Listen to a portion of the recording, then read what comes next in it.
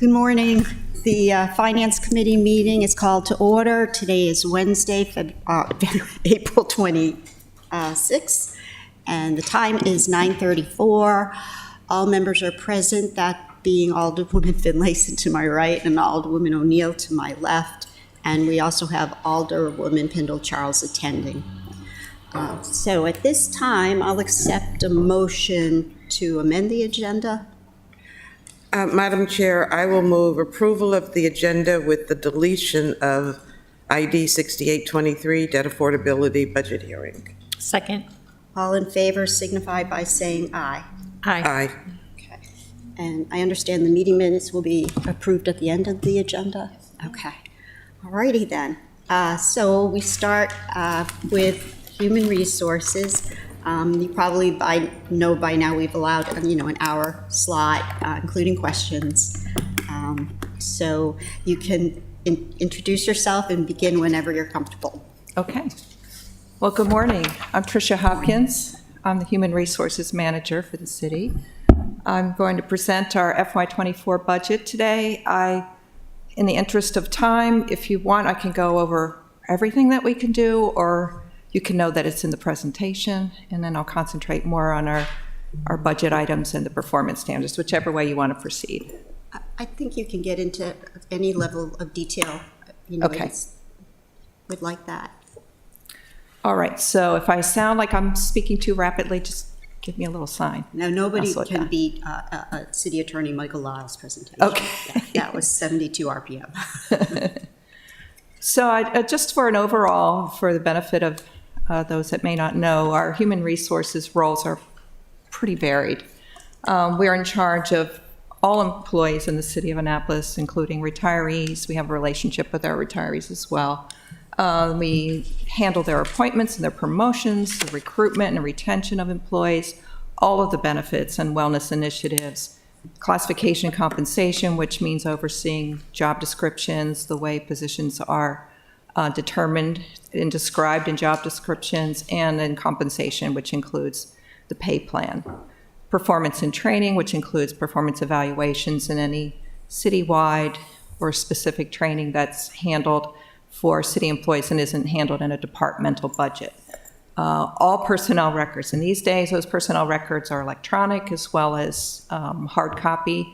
What goes along with that too is answering public information requests extensively and having a role in making sure we maintain the confidentiality and security of those records. We handle separation and retirement. That could be a varied measure. It could be participating in the process related to counseling and coaching supervisors when they are looking at potential separations, the disciplinary process that leads up to that. There's a lot of role in that. And then the separations, including exit processes for anybody that leaves the city in civil service or exempt service positions. We also handle employee and labor relations. So if there are complaints of discrimination, many times those come through our office, and that's not anything I can report on, but it's something that we handle.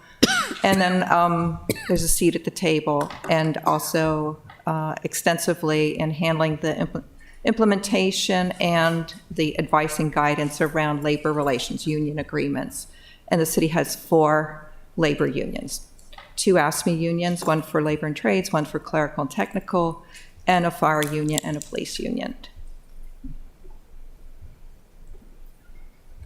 So we also serve as staff support to the Civil Service Board.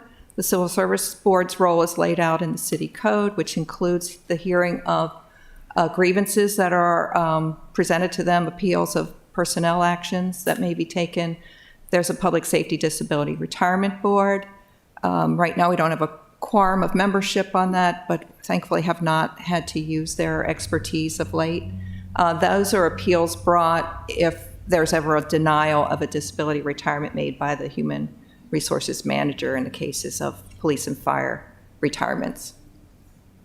And then the Human Relations Commission, so that's staff support to a robust body of volunteers who are responsible for a myriad of things, including external investigations into fair housing and other complaints of discrimination brought by outside individuals who are experiencing a level of discrimination either as a visitor or a resident or interacting with the public vendors in the city limits. So we also, as I mentioned, sit on the management team for union negotiations, the Police and Fire Plan Commission, member of that, and the Risk Management Policy Group. So what we're committed to is actively recruiting highly qualified and diverse applicants.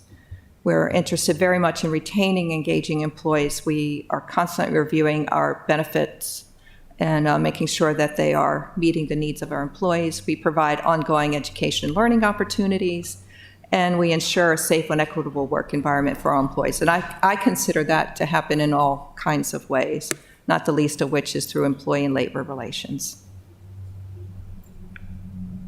So our team is not big, but it's very dedicated. We have an incredible group of people. I am the human resources manager. I have Tara Kimbo as our HR administrator. Laurie Gardner is our benefits administrator. Our recruitment and employee relations administrator is Claudia Barber. Our HR office manager is Dee Creek.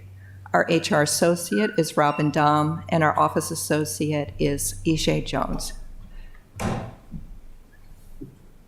So we're kind of, these are not organized. The chart is kind of grouped in functional areas. We help each other in those areas, but pretty much we're in employee services, benefits and retirement, and then employee and labor relations. So we have to assist one another. We have to cross over due to the size of our group.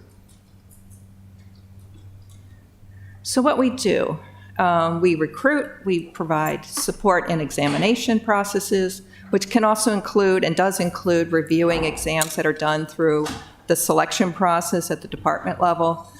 We provide list of applicants to appointing authorities for all the authorized city positions, and those are civil service. So the distinction in our government is that our merit, our quote-unquote merit system is the civil service system. The exempt service system is at will, as opposed to a merit-based system, which has very robust rules around selection and hiring. And we make sure that those are authorized positions, so we have a process that includes sign-off through finance and through the city manager before vacancy announcement is carried out. As I said before, we administer entrance and promotional exams. We have, that's part of our negotiated agreements with public safety. The promotional examination processes are a subject to bargaining, and so the time frame of when we conduct those exams and the manner in which they're conducted is influenced by the collective bargaining process. So we're responsible for administering them, preparing the list of people who are eligible for hiring. We work really closely with the departments in terms of interacting with them for their expertise and for making sure that we are complying with EEO regulations and the bargaining unit agreements in that process. We develop and maintain the city's classification and compensation plan. We're getting ready to embark very, very soon. I can assure you right now we have a minority business enterprise that we'll be engaging in with, like, as soon as I get through my budget presentation, so that we can get going on the monies that have been allocated to us through SA 26-23. So we're responsible for that. That is in the human resource managers' roles and responsibilities established by the code. So we develop and administer the employee benefit programs for our employees and for our retirees. That's medical, dental, vision, prescription drugs, health saving accounts, FEBA, OPEB, employee assistance program, our core and voluntary life programs, our short-term and long-term disability programs, our deferred compensation, our pension plans, and retirement plans, our medical and dependent care flexible spending accounts, our fitness for duty, our credit union, and all forms of leave. I think I probably missed a few, but that's a good start.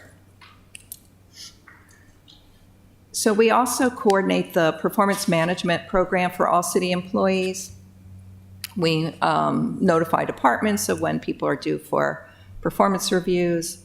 And then, of course, we make sure, as the HRIS gatekeepers, that we are properly compensating people when they're due for their performance-based increases. We oversee the disciplinary program and any subsequent grievance and appeal process under union or civil service provisions. Again, I feel I'm being redundant, so I'll go real fast. Assist the chief labor negotiation, who is the city manager under the code, in the negotiation of collective bargaining agreements and responsible for the administration of all of 4 of those agreements. That includes, I must make sure this is understood, because I think this is one of the advantages I've seen. I used to work for the county. They have had 13 bargaining units at one point, but maintaining the relationship so that somebody comes and talks to you when there's an issue that they want to resolve early on is a really important part of having effective labor relations in the city. So that when you sit down at the table, you pretty much know what's going on. COVID, I feel, was very impacting in that regard for us, but it's just an important part of what you want to do in labor relations. So we also coordinate and administer the retirement plans for both civilian and public safety employees. As you know, we have a separate police and fire pension plan. With that plan, there are, during the course of negotiations or during the course of the year, issues that come up that will necessarily require adjustments to the plan document itself. That's adopted by resolution of the council. Rather than be in the code, it's an adoption of that agreement in that manner. We also create and implement quality of life mandates. These are largely federal laws and state laws that we need to make sure we adjust ourselves to. So there's the Fair Labor Standards Act, the Family and Medical Leave, Title VII, other kinds of Pregnancy and Discrimination Act, other equity acts that we must adhere to, Americans with Disabilities, substance abuse, privacy, and equal employment opportunity regulations. And there's also adjustments to changes to minimum wage rates and things like that. So we are constantly plugged into our professional life, which includes organizational membership to give us that kind of feedback and information so that we can make adjustments in our work behaviors in accordance with that. It's a lot to keep track of. So we plan, coordinate, and we deliver training for employees that we hope fosters administrative goals and objectives. I was very active on the career ladder discovery process that the former Director of Public Works, Mike Johnson, when he was here, I'm going to take that information forward into the class and comp study. So being aware of and a part of that is important to me as the HR professional to make sure I take that kind of information to heart and then make sure I share that with those that are going to go forward with that class and comp study. So we also implement, maintain the Human Resources Information System, the HRIS, with regard to personnel-related transactions. So a lot of things that go into Munis that pay people or change people's status, change their address, change their exemptions, change their title, their pay, it comes to HR. So we're the first step in that. We work very closely with payroll and other finance-related matters that are system-related so that it works well. We are very interested in the ability to move forward. We are like on the cusp of implementing a new system, which will be much more robust and able to handle the nuances of what we do. People have no idea how much staff time goes into making sure things work and kind of working with what you have and making sure that a transaction that you do in one segment of the system isn't undone by another segment in the system. Just one small example of that. So there's a lot of talent and time that goes into making sure even that works well. And I'm very fortunate to have dedicated people that do that well. So we, as I said, we provide the staff support to the Civil Service Boards, Disability Retirement Board, Human Relations Commission. We also, I'll just skip over what I already said. We also have a representative on the Employee Benefits Group, the Employee Recognition Committee, and the Employee Feedback Committee when they are active. So what are we doing? So this is a busy year. Next year promises to be even more so. So we're in the initial phases of implementing the Human Resources Information System along with applicant tracking. So we have known that our applicant tracking system has been broken for a while now. It has been a real challenge, and it has been really difficult for me to get appropriate performance indicators around how we're doing. Our goal is to increase more online applicants and, have less manual hand up, but we always, if somebody walks in that door and says, "Can I have an application?" would never turn them away. Absolutely never. We will sit down patiently and help them with a hard copy application, and we'll make sure that we share them as well with the departments. However, it's much more efficient, much easier to work with data and information and communicate with people if you have an online process. And so we are moving to NeoGov. When I worked for the county, I was actually there at the time it was implemented. So I feel confident that we'll do well with an implementation. I also am really excited because it's going to give us the kind of feedback information and management of application groups through all of the selection processes that we do in a way that'll give us feedback about how we're doing with candidates as well. It'll give us an idea if we've got adverse impact. It'll give us an idea how we're doing with our outreach and whether we're keeping those kind of individuals through the process without it just being anecdotal. So I'm really excited about that.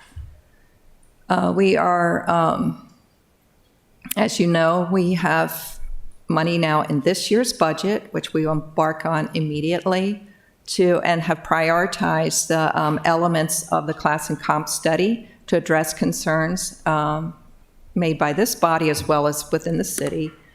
And I'm excited to work with this group. They are a minority business enterprise, so the principals of the company are established, long established company, very highly regarded record. Plus, I've done my due diligence. We are able to use the agreement that the county has with this group.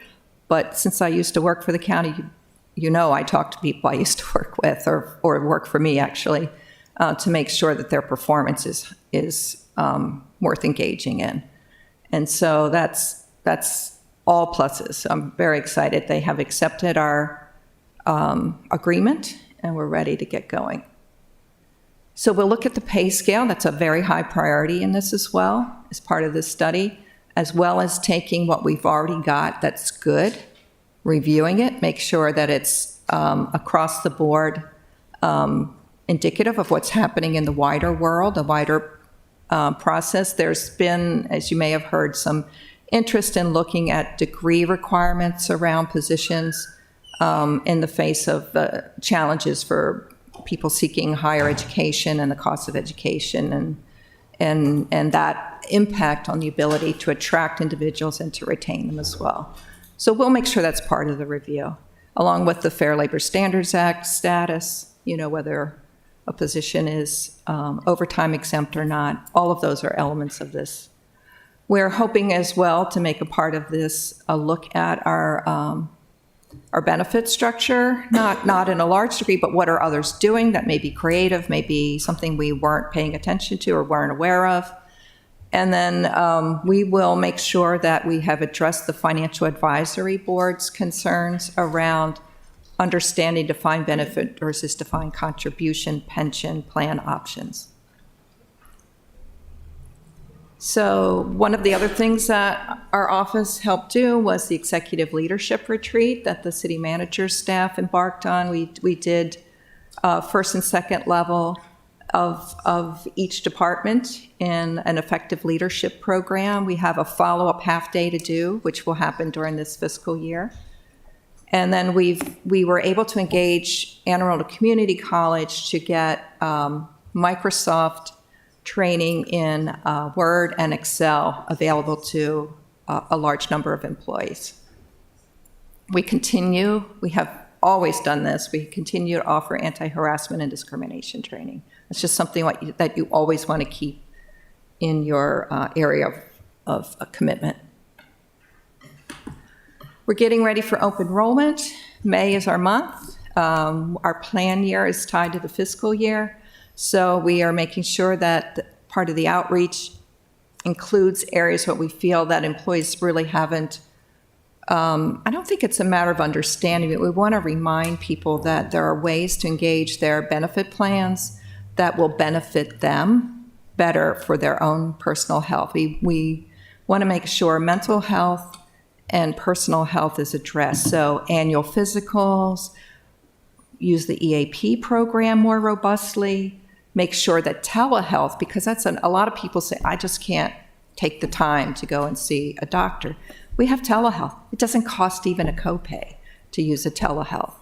You woke up with a scratchy throat. Your allergies are kicking in. All you need is that medication refilled.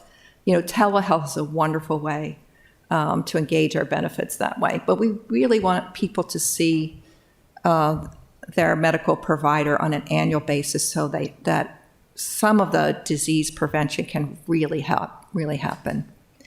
So their health is better. The other part of that is we want to encourage people to use the vision plan, because believe it or not, an eye doctor's visit, even if you don't require glasses, there's diagnosis that goes on from an optician or an ophthalmologist that could put somebody to their regular medical doctor sooner. So we hope to encourage that as well. So we participate. The way we keep track of our benefits is we have ad hoc and scheduled meetings with our vendors.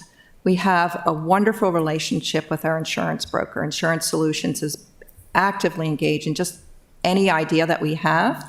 They are there for us. They help with the research. They help with getting us qualified. Vendors say we're having a really difficult time with a vendor and multiple complaints, and they're not able to be resolved through meetings. We will leave you. We care about our employees, so we're not going to hang in with a vendor who underperforms. So they're very good about getting us options to consider. We vet them before we even consider them, and then figure out how to engage. And then we negotiate the price. So all of that is part of what we do. One of the things we did a few years back was we engaged a pharmacy benefit management company. They saved us last plan year, which is 2021 through 2022, so FY22, $166,000 on our RX costs, our prescription costs. And so we went from 36% of our RX costs, of our total spend on health insurance, and we're somewhere around 24.5 right now. So that's been a very active part of what helps us keep our costs down, because this will be the third year in a row that we have not increased our health premiums for our employees. And the year before that, it was 6%, and the year before that, it was 0%. So we've been really effective in making sure that we're not passing on those costs to our employees. And that said, we're also extremely conservative in what we do. So we try really, because you don't know, all it takes is one person needing a transplant or something incredible. That's a good bit of your spend goes to significant health concerns for a smaller number of people. You want to be able to afford that. You don't want to be caught unawares and be undervalued in your health spend. And, hats off to Jody, because she's very careful about that. And we work really closely with our our broker on this with analyzing the data. And so what we err on the side of is like, okay, let's be conservative, but if we have savings, then we pass it on to our employees in the form of premium health holidays. And we've been able to do that. It'll be, can I say that? It'll be the 4th year we've done that. And let me just get to my chart real fast. We had, the first year, I think it was, we did 7 holidays, 7 biweekly pay periods. So that's 14 weeks of no health costs for either the city or the employee. So that's part of our savings, keeps that fund solvent. We did 4 in plan year 2021. We did 6 in plan year 21-22. And we expect to do 2 in this plan year. So the health spend is rising. That's something we can't really, I don't know if you read the headlines sometimes, you'll see like Johns Hopkins is not going to take care first, and then they enter into their high-level negotiation around how much is going to be reasonable and customary for the hospitals and other medical providers to receive. So all of that goes on, all of the rise in cost of goods and services is part of it. But I just want to say we've been incredibly on this and effective in controlling our health spends. Let's see where it was. So I've been working very closely. I've been a member of the Maryland State Police Reform Working Group to help with the implementation, all the key components of that. There's a lot of crossover with human resources because there's the medical evaluation part, there's the expectations around physical agility examinations, and the thing I'm probably most proud of is that we were able in this group to say, okay, so the police reform is expecting us to have a mental health assessment of our officers every 2 years. But what's that really doing for our officers? And so we talked a lot about what kind of support we could put in place for our officers. And so we were able, through a grant that Ms. McCoy, Rhonda McCoy, was able to secure through APD to cover the cost of trauma response training, which was incredibly well received by officers and will very much affect community response, I believe. Because when you teach individuals how to recognize the effect of trauma in themselves, how to reground themselves in the face of an incident, and then how to respond to an elevated situation when they go out in the field, it will greatly enhance the response. It will greatly enhance the way the individuals who are in law enforcement able to interact with the community as a result of that. So I'm also, in response to our need, because we have lost a member of our force to suicide. I recognize that we need to evaluate our health insurance benefit around providing trauma support, mental health trauma support. And what I learned was that there isn't intensive trauma engagement. So it's like talk therapy or it's an extended therapy. It's not like, okay, we're going to spend however many hours it takes, and it may take a week only with intense work with an individual to deal with the level of trauma that the individual has experienced. And then I think it's going to impact, well, I should finish that sentence. So I'm working as a carve-out from our health insurance because our main provider does not provide a benefit. We're working on a carve-out so that, and identifying a way to describe it and ground it in appropriate payment to those that are certified in this ITR process so that it will give our officers the benefit when there's a need. And it's not going to be limited to our officers. It will be for our first responders. So that will include our fire department. Anybody that's in a first responder level will be able to use this benefit. That's my initial take on it. It may be something that we revisit, beyond that, but we are we are attempting to get this set up very quickly. So in addition, we do all of our support to our commissions virtually, but we make sure those individuals have the proper information upon request, the membership. And in the case of the Civil Service Board, we receive any complaints directly in the Human Resources Office and work collaboratively with the Civil Service Board, with the Human Relations Commission when we have any of those complaints. We are reviewing, right now, there's been a lot of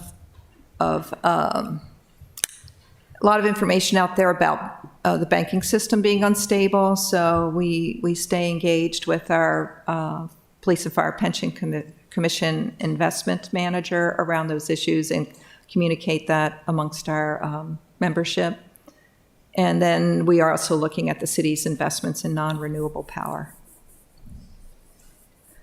I only mention that in light of that we pay attention to what's going on externally and how it may impact what we do internally. We will soon implement the FY24 collective bargaining provisions. We negotiated 2-year agreements, so we're coming up on our second year of those 2-year agreements. We'll launch into negotiation process again in the fall, and obviously we'll need to be engaged in that during FY24 for an FY25, and hopefully beyond agreements that we sit down with all 4 unions on.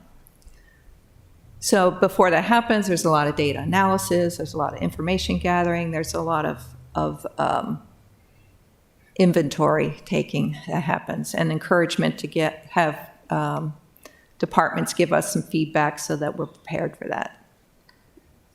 I already mentioned about the career ladders. That will renew those conversations because the leadership has changed in Public Works to make sure it's accounted for in the class and comp study.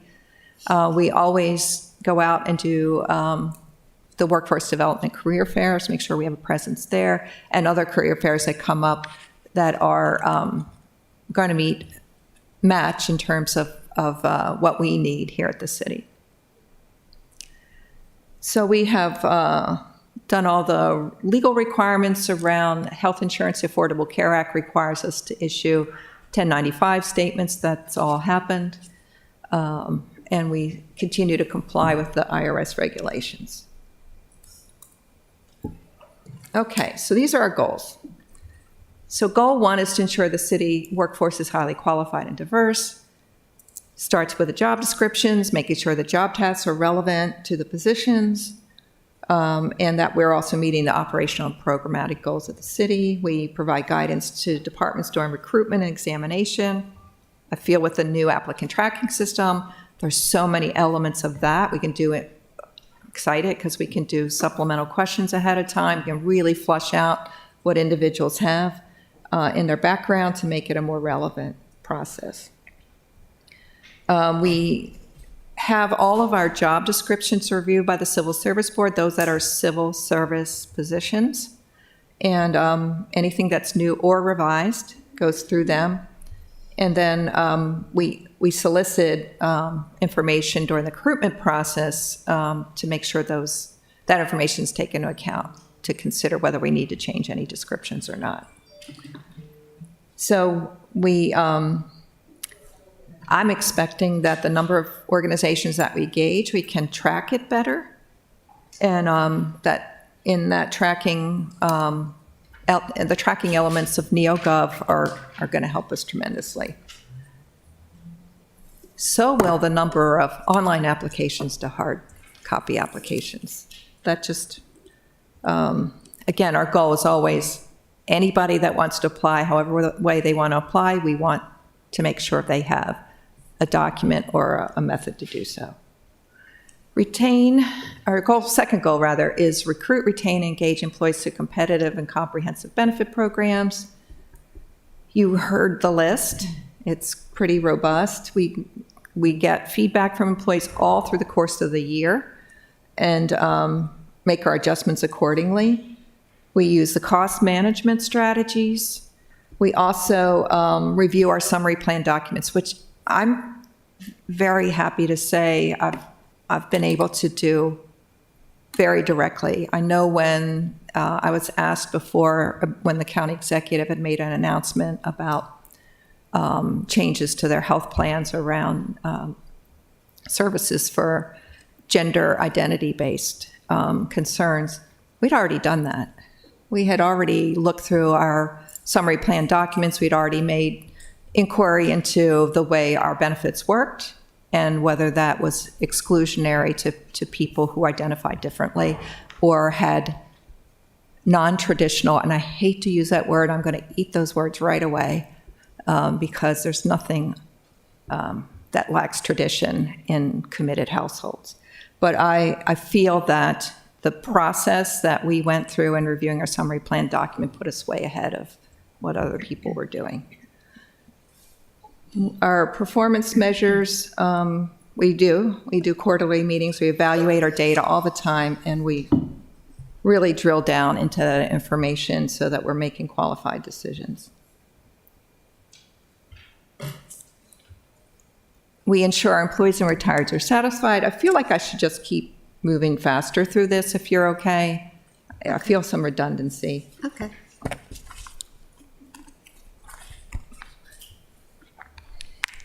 We do the training. We've asked for more money in the budget so that we can increase the training. Skip right to that. I'm kidding. So we obviously for COVID, we did a lot to stand up for that. We train our CDL license holders in drug and alcohol awareness. We've offered other courses in workplace discrimination and gender identity. And then, okay, what was good? So our cost containment, I already went over this. We haven't raised insurance costs. We've really held tight on that. We were able to implement the insurance holidays, the premium holidays as well. That's a great savings for the city as well as for the employee. Employee first, city second in that regard. In HR, our greatest goal is for an employee to be satisfied. So we just do that with all of the ways that I described. We are about to change a vendor that we feel has not been handling our retiree population appropriately. And we made sure we had options, and then we negotiated a better price. So I think we're going to solve this. This will go away as a problem. This is all about a malfunctioning applicant tracking system. We will fix that with the changes we're going to make with the system. And another cool thing about tying together our HRIS with our applicant tracking is that the person is carried through. From wanting to work here to being chosen to work here to their career with us. And so all of the information about that individual will flow through and be handled appropriately and more easily through integrating these systems. So we're going to offer our goal is to continue to offer the Microsoft courses, and then we're also trying to expand our reach and leadership training to other members of city government so that we're all on a forward-focused, enlightened leadership process here, not just take care of your executive team and stop. Our reporting will help us through the applicant tracking system for connecting the dots on our outreach efforts. Okay, here's the money. So for us, you'll see that the FY23 adjusted here doesn't include, I have another slide for that, doesn't include the supplemental appropriation for the class and comp plan. So this was before that. I'll have the next slide that shows how that changed. And so this is just fantastic. This is great, this chart. I just think that's it's great. a good visual, Yeah, because you don't can you see agree, that woman? we are we're doing a lot with a little. Yeah, we like We're not business. asking for much. We haven't asked for much, and we still managed to do quite a bit. It's 97% in FY22 was our people costs, with 1% and then less than 1% between contractual services and our supplies, et cetera. We increased a little. It was actually a little more than that in FY23. And then our proposed budget, again, this is not including SA 26, 23, the impact of that. But we did ask for an increase because we want to be able to do more in training. We want to be able to do more in those elements that give back to the employees. Oops, it looks, so sorry, it looks like my tags didn't update. All right, do you want me to linger there a little bit more? So you can see the ask under contractual services goes from 40,600 to 128,700. And that's largely due to what we want to try to do around succession planning, support for negotiations, but mostly training for employees. I'm afraid I'm not hearing some of what you said. So I'll get into that in more Okay. detail. Would that help to know that? Yeah, I'm really looking at 96 to 82% and a significant increase. I'm sorry. Thought I just turned it on. And a significant increase in contractual services. And supplies. Yes. Yeah. Yeah, and I'll get into more on that. Okay. Yeah. This is just really to get you to a visual around kind of shifting a bit. Because, I mean, clearly our personnel costs are going to go up because there's a cost of living increase and as part of that. So under contract services, what we do is in negotiations, we had originally been every 2 years was fire promotional examinations. They negotiated in the prior fiscal year for that to be annually. So immediately we have to budget every year for fire promotions. What we're also finding is that our promotional lists are expiring sooner. Like you don't have a sufficient number of candidates for, like as soon as there's a promotion. And I think some of this is just an indication of a workforce that's changing. Whenever all of your kind of your pressure points are around, okay, what's your turnover? Are people staying? Are people retiring? Are people in these positions promoting? And, it's always a ripple effect. Say, whatever level, say you have a battalion chief that retires, you're going to have every rank below that that's then in need of a promotional process. And so those are the kinds of impacts that you have to manage through a promotional process. Also, entrance exams. There's a desire, fire wants to do entry-level written exam testing, so we have to budget for that. So that's in there. Under the bargaining unit agreement for ASME Labor and Trades, ASME 3406, there's a reimbursement for CDL. That's not a change, that's just holding steady on that. And so that's our breakdown there. Professional services, which is really where our training budget is. We continue to do the harassment training. That's how much that costs, $5,000. Background investigations, we've had turnover in leadership. We've had all of our finance positions go through background investigations. So we pay a vendor to do that service for us because they can turn it around very quickly. We have to set money aside whenever there's a hearing before the Civil Service Board, a grievance hearing, an appeal hearing. We need transcription services for that. Again, the supervisory skills, we want more money there for that. The Microsoft training with the community college, we estimate to be about $5,400.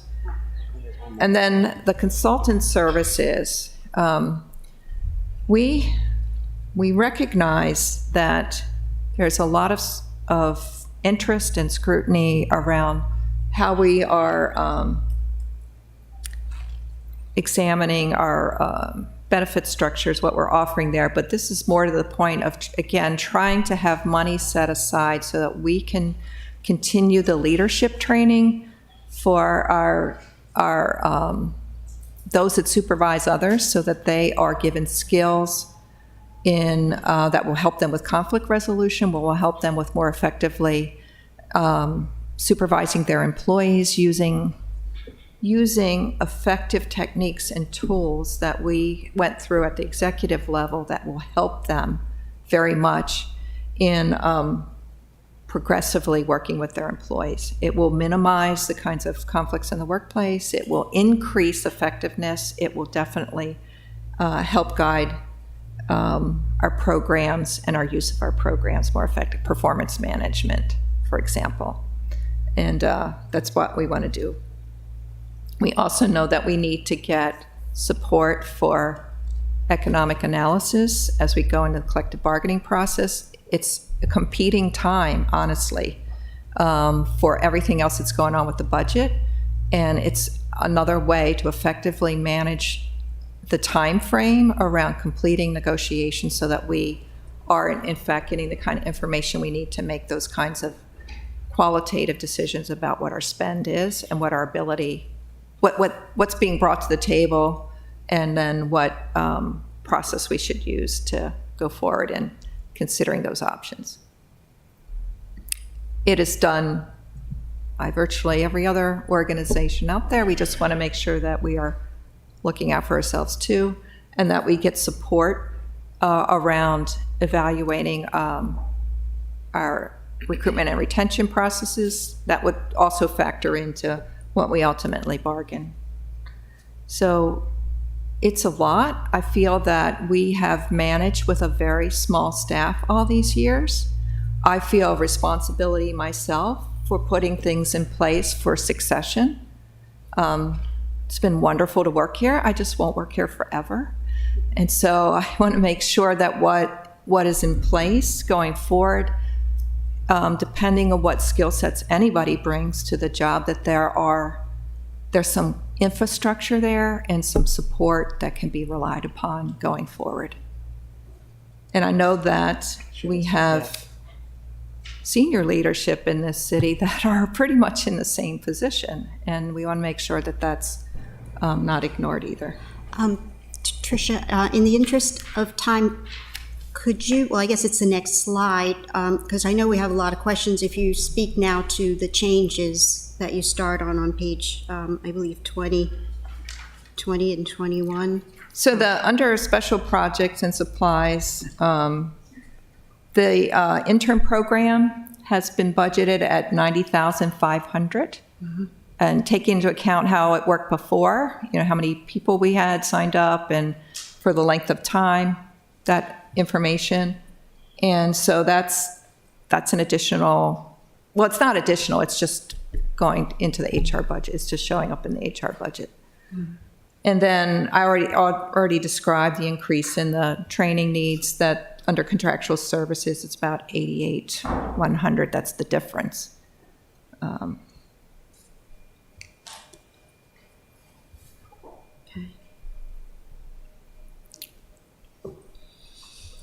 So this is showing the addition from SA 26-23. So you'll see that our original budget for FY23 was $40,600. It now, with that addition, goes to $378,600. So we won't pay the vendor the entire amount. We will manage it, with deliverables and all of that. But it's appearing in the FY23 budget.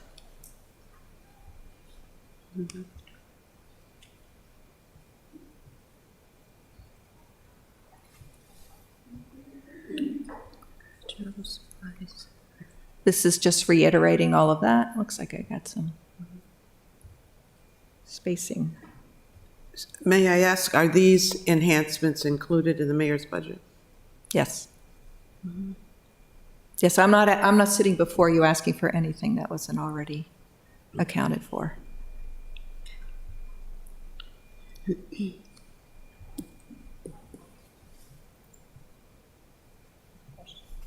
Okay, more questions? Thank you very much. Wow. Alderwoman Finlayson. Thank you, Madam Chair.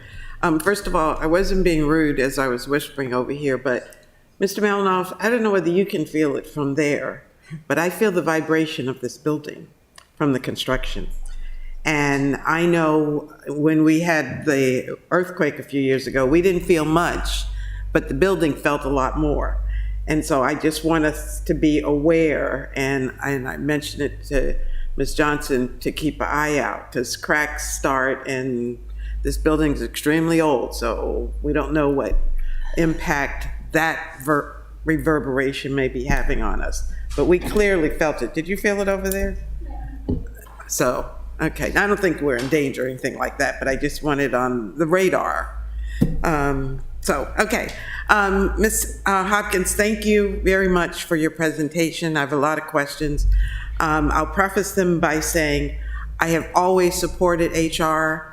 I believe that HR is the glue that keeps our employees together so that they can serve the community in whatever capacity they have.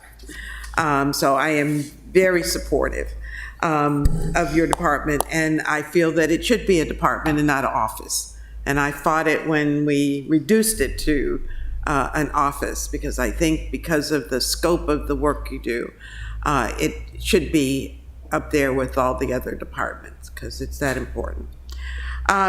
Questions, interns, and you kind of ended with interns, that 90,500. Are those the summer job interns that I'm aware of? You know, one of your staff members was at the fair on Monday.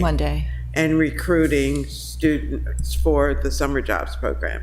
Is that separate from the funding that Alderman Gay received for summer interns? Well, we will encourage and be open to anybody that applies for positions with the city. What I'm hoping that we are able to continue is working directly with departments for opportunities within those departments to serve this program. So we're going to go out and going to make sure we're seen so that whatever's available, when it's available, people know to come to us. So that was for a presence for all of those opportunities. We also see ourselves as, because we announce and recruit for Recreation and Parks position vacancies. So it's all that. It's all of that. Well, I have to say, the first job fair I did, we were able to hire AJ, we were blessed with that. Yes. She is still in the HR department and a valuable member. So, our summer jobs program reached beyond just a summer opportunity. So thank you for that. I was going to ask about the pay. Do you approve all pay for all interns? Because I had heard some concerns that some of the interns were making more money than our permanent employees are making. So how do we manage that? So I did an analysis of that, because I did get feedback about the program. And, sometimes it's after the fact. But I went through and I did an analysis of how many employees we have that were making less than what we paid the interns last summer. And we have over 270 employees that make less than the $25 an hour, and a significant number who are making less than 20. And largely there are part-time employees. Excuse me.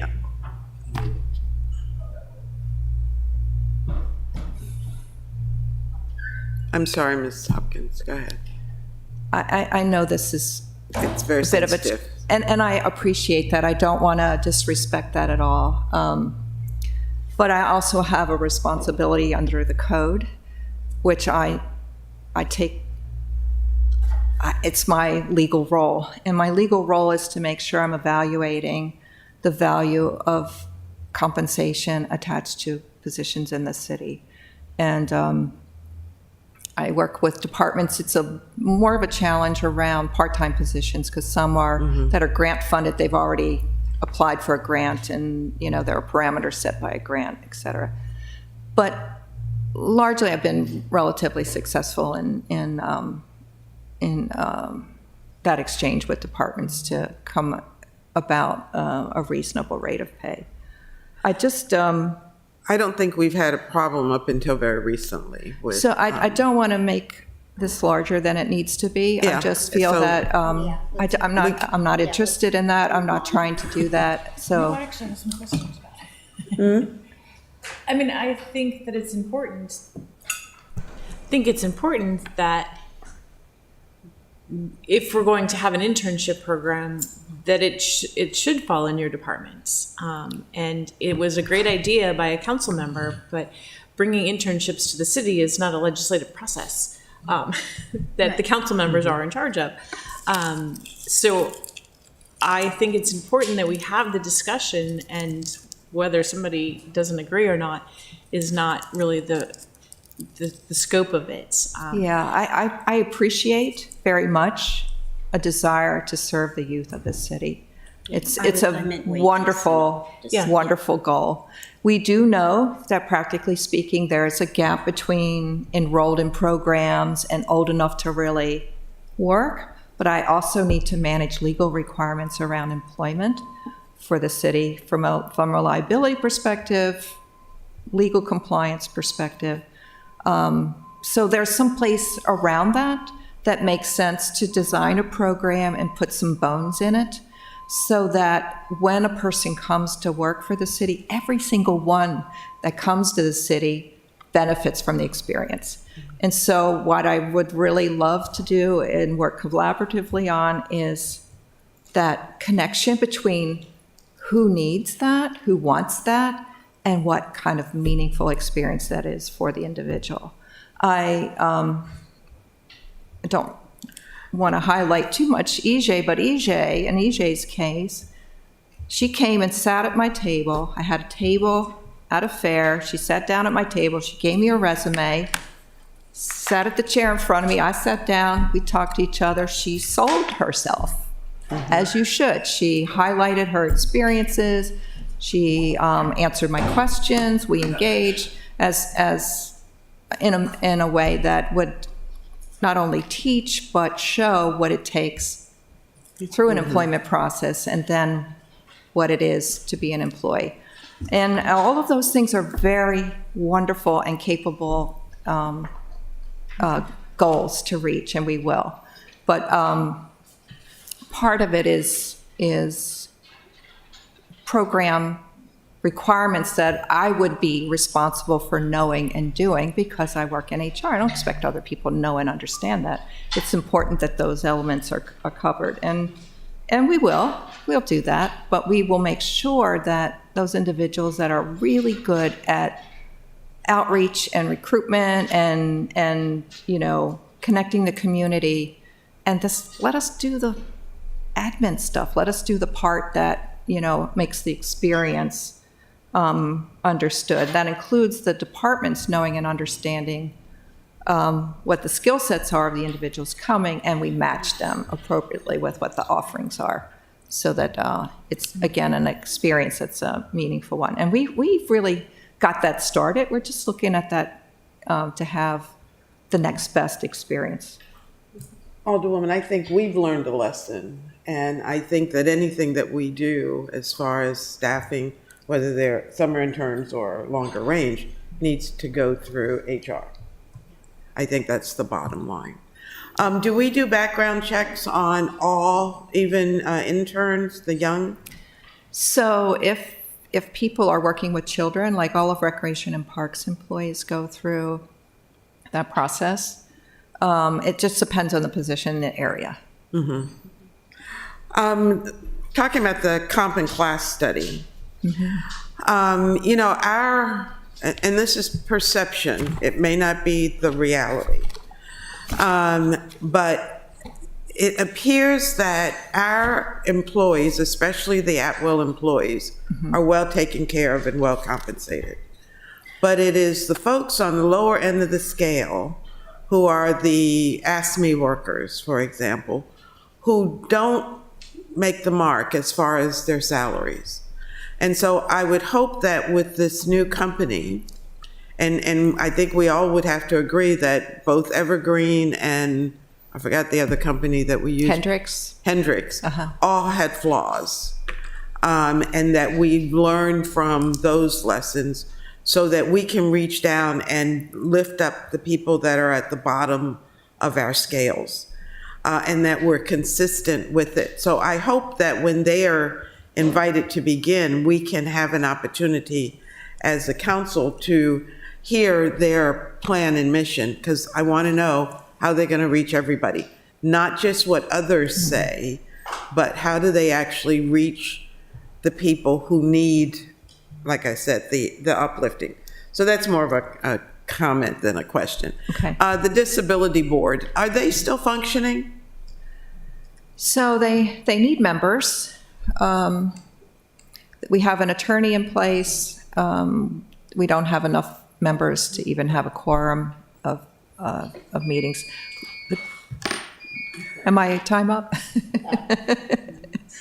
So Okay. So I've been working with Hillary on that, just to see how we can make some. The good news is I haven't denied any disability retirements. I work really carefully and closely with determining somebody's status with regard to whether it's work-related disability or non-work-related disability, and there hasn't been any challenge there. Even on the horizon, well, maybe she'll but- send us a reminder every month that there are vacancies, not just on the Disability Board, but on the other boards. Do you want me that- to share that with Hillary? Well, I can have Okay. Caitlin do that Does the also. disability board include seniors? Is that the same thing, or is this just disabilities?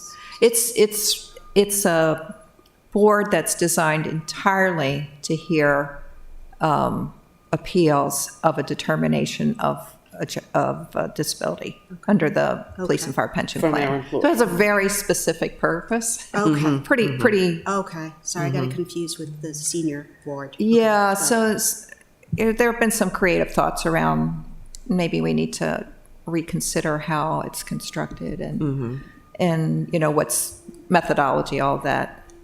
But we're not there yet. We have 4 unions. How many employees are part of one of the unions? And how many, you can do the math, I guess, are at-will employees? So If you don't have it in front of you, you can I just can get kind that. of guess. I think we have around just over 100 in 3406, the Labor and Trades Group, somewhere around 32. For AFSCME 3162, I think we have about 102 sworn filled right now for police. And fire is maybe like around 115-ish. It's over 100 in fire as well. And then the balance is our civil service non-rep. And we have about 500 civil service employees right now. 500 civil service. But Yeah. are all of them represented by one of the 4? Non-represented civil service is the balance. So we have 500 non-represented? Total, represented and non-represented. Okay, too many terminologies for me. At will Exempt service is that are well. exempt. And then we have civil service, Which that's is all of everybody them. else. A little pie chart here. Represented Yeah. is probably 3/4 of that number easily. Just to clarify, civil service includes the unions and non-reps, And the and the non-represented. Civil service is everybody that's working in the non-rep group and in the unions. So that's why it's 500. The rest are It's a exempt, right? combo. Okay, so Yes, it I'm is. trying to get at how many people, when we're at the bargaining table with the 4 unions, how many people are they representing? And how Total, many you're- people are working at will, which gets the Me Too? You know, it might be good to have that list. Is that How about I possible? send it to you? Yeah, Would that that'd be good? great. I'll just send you a chart. It's Okay, that would be good. because part of what I need to make sure I understand what you want. We have, since the Janus ruling at the Supreme Court level, your position may be covered by the union, but you may not want to pay union dues. So membership is a different thing. I mean, there are people that are members and there are people whose title are covered by the bargaining unit. So if you want the latter, that's a faster I want- report to give you. I want the people who are represented by the unions, whether they are Pay paying dues dues or or not. Because they Because get the I know we don't benefit of have the, agency they get the fee benefit of the anymore. agreement, yeah. So, yeah, how many, when we negotiate with those 4 unions? How many How people many are- people are we negotiating for? I can do that for you. And the others Yeah. are the Me Too, I guess, I'm assuming. So whatever the unions negotiate, they get. So that has been the consistent pay philosophy of this city. That's not always true in every jurisdiction in the world, but that has been the consistent pay philosophy of this city, which is because we have an A scale, a P scale, and an F scale, we have adjusted the scales consistent with the what we've done in bargaining. And so the A scale represents, the represented members of the A scale are the AFSCME units, and that's how that tends to translate. Actually, the Me Too language was in all of our negotiated agreements and was taken out within the last 5 years or so, I believe. And maybe it was gotta go because a of bit the longer. Supreme Court decision. Okay, I will move on. College reimbursements. Don't have it. We should put that on the table, Mr. Malinoff. College reimbursement. You mentioned the holidays for their health care. And that concerns me, not that they're getting a holiday, but that we have charged them more than we needed to. And thus we have the excess and can give them a holiday. And we've done this 3 years now. Yeah, it's that, again, it's that concern over looking at trends, and all it takes is a couple big claims, and then you're underfunded on your health. So we made a commitment years ago, and I know Alderwoman Flason, you were part of when we did that in negotiation as part of IBB, because there was concern about how the rate was set and how do you know if the Right. health insurance fund is able to support that? And so there's an accounting of the health insurance fund now. So we clearly know what the premiums are generating in terms of a pot of money. It's not exclusively set up that way. It's not a separate bank account. But, we know what the fund is. And so the concern we have, I mean, like this year, increased costs were significant. So we're only offering 2 premium holidays. It could have been 0. It could have been the fund didn't have enough for the increases that we were incurring. And so we just, it's not. I understand the difficulty. It is a challenge. My question is why we wouldn't have a reserve account for that. And once we get that reserve account to a certain capacity, then we can change the rate structure for employees. You want me to comment? And that Mid-year, you mean? Mid-year? Change the rate structure? No, at the beginning of each year. But when see, we the holidays are based on the experience of the year that Before. concluded prior. So Right. that's really where that's going. And so next year, we're making a best guess about, the funding level and having 0 increase in the premium. So my question is, and for Ms. Dickinson, instead of giving a holiday this year, take those funds and put it in a reserve account. we have bargained with the bargaining So if units. that has to be on the table, and then It would have to be on the table. next year you don't have to do an increase because you have a healthy reserve. Just something to think about. The health insurance fund, when it finishes the fiscal year, we make sure that looking forward from this point forward, we reserve 10% of the anticipated expenses for the next year And we keep it in that Okay. health insurance fund. So there is that small, well, 10% is a little over a month's worth of expenses, so it's not a huge reserve, Right. but it is a reserve. And then anything over that, I calculate how many pay periods worth of healthcare premiums is that, and then we apply it. Okay, so I didn't remember. Yeah, or so know, or it is a whatever. 10% So- And reserve. that's good. That's where I was heading with my question. Why wouldn't we do that? And maybe we need to increase it from 10% I to believe 15 or it's, 20%. I believe it's in, I don't think it's codified, it's in our policy. So, yeah, we can look at increasing it to reserve it, but it is a fund where we're collecting monies from the employees and the employer. So if we're going to tuck away a reserve, we have to work with the employee groups to make sure they're okay with that. Because it's supposed to be contemporaneous with the costs. It's not supposed to be a way of, storing up funds for future years. Thank you. Insurance Solutions, Mr. Uvala has retired. He has, yeah. So are we still with Insurance Solutions? We are. We work with Pam Nickerson and her team, and they still are very, very good to work with. So I got a text because my staff's listening to this, and there's 358 employees are represented by collective bargaining units. Oh. That's not counting the vacancies. That's active employees. Okay, so that's less than half of our employees That's more than half of our employees. know. Yeah.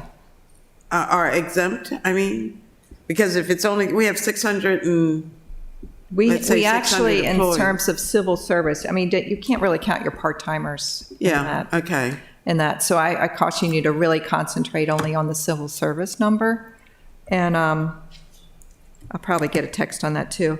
But the number of employees that are in collective bargaining units are 358, all of which are civil service employees. So the real number to add to that would be how many people are not represented by a bargaining unit and are civil service. Right.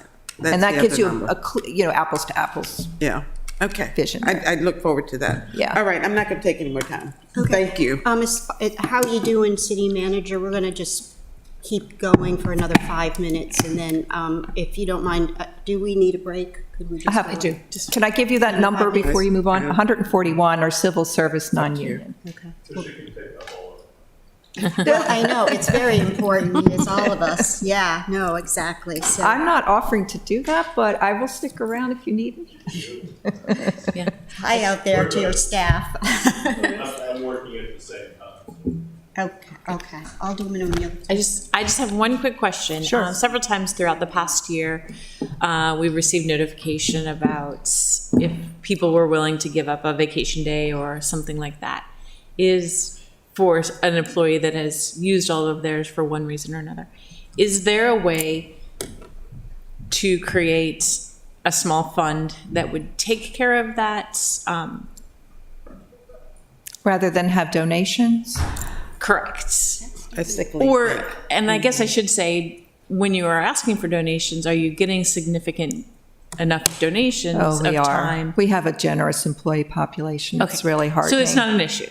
No, oftentimes it's more, and we manage this so that we're not taking any leave from people that donated more than the person needed. So we keep a spreadsheet, we keep track of, each pay period, how many more, we keep them in order so that first in, first charged. And, we've had some employees that have been out for significant periods of time and through the generosity of others has not suffered any loss of pay. And it's really heartening to have that. So it's not a worry.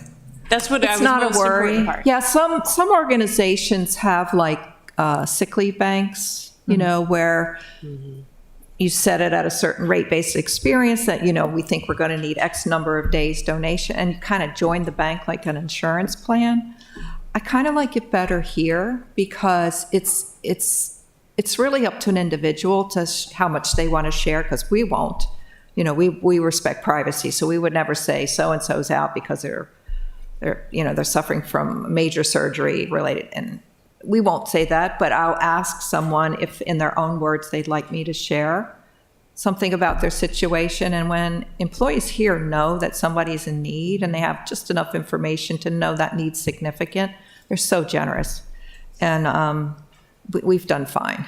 we've really done fine with Okay. that. I wasn't trying to create a solution for a non-problem. I just wanted to make sure that we were covering that, and it wasn't, sorry, nobody put in hours for you, so. you're gonna- Yeah, no, and it's, you know, it's got to make it through the department first, because you also want to make sure that you have people that have managed their time well, you know, that this isn't just, I don't have any leave because I don't show up for work, so my leave's all gone, kind of thing, so that it's fair. But many times, we have a short-term disability program, and this will take care of people without even having to go into a short-term disability. It pays at 60%. So there are many ways that we're able to be generous here, but again, our employee population is a giving group of people. Thank you very much. That's fine. No, I was just going to weigh in. You know, when I was with the teachers union, we had a sick leave bank, and everybody, and this is a negotiated item, everybody contributed 1 day a year. So of course I had 5,000 members, so we had 5,000 days a year. But our system, you can contribute as many days as you'd like. I know there were some who contributed a week or two, most recently for some of our employees. So, you know, but maybe that is an opportunity at the bargaining table to talk about making it official that everybody contributes something and more, but just having a floor. Actually, we're going to have to reevaluate all of that, because with Maryland law, we're still trying to find out through the Department of Labor how this is going to work. They've created an expectation similar to those that pay in for unemployment insurance. They're developing kind of an insurance program around leave that is graduated around what your earning level is, and it'll be regulated, like we'll be expected to pay into the fund unless we can demonstrate that we have a program that exceeds the intent of that. We're still trying to figure out what it looks like so that we can react, but I believe by October, we've got to have something understood and handled that way. So we have to, long story, always, I'm sorry, I'm the long story person. We have to really consider what our offerings are relative to that, so it doesn't fail to give people exactly what they're supposed to get legally. Thank you. Thank you. Thank you. We have our first parking lot subject, which is, I think, college reimbursement. I'd like to talk further about that as some sort of a recommendation. Could we also put on the list defined benefits versus defined contribution? I know the FACT is pushing for that, and I think that's a discussion we need to have. We need to be included in that discussion. How far has that gotten, those discussions? You had it on a slide. So we've already asked for some information from the same legal and consultant. actuarial. No, it's not entirely. I mean, we'll get the right resource. We're just seeing what our options are that way. But we've already done some outreach around understanding the legal expectations there. Because with the state retirement system, we're a member of the state retirement system. So you can't just say, well, we're not participating anymore. There's Right, yeah. there's a real process involved there for how you It's a long are able to do process. that, and we must meet the state's definition around it. So you need to get the right expertise around understanding the. This is a basic question. You are keeper of the employee list, correct? Because we received one last week and Yes. it made us a little nervous because there were people on it that, no blame here at all. So you are the keeper of that ledger, if you will, that has classification. We are, code and some of it depends on information received. If individuals. Anyway, we're working through that. It's a good feedback loop, and we'll make adjustments accordingly.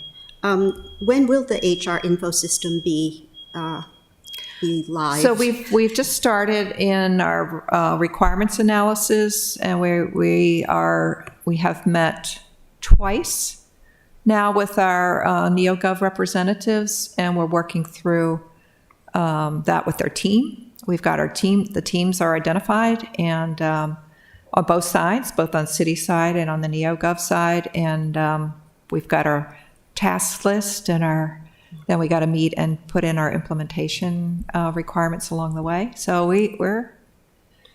so it's the plate's filling. So did you give us on the reclassification study, did you give us the name of the new vendor? Is that awarded? I did not. Okay.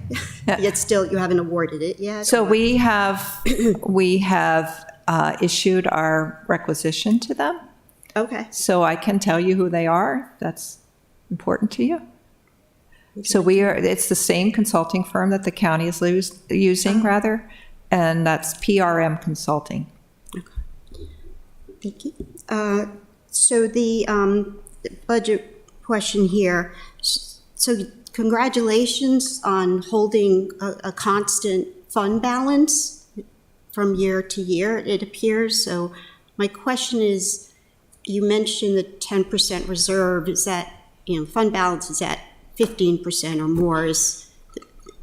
So when I was talking about that 10% reserve, I'm Yeah. talking about the health insurance fund, which is outside the general fund.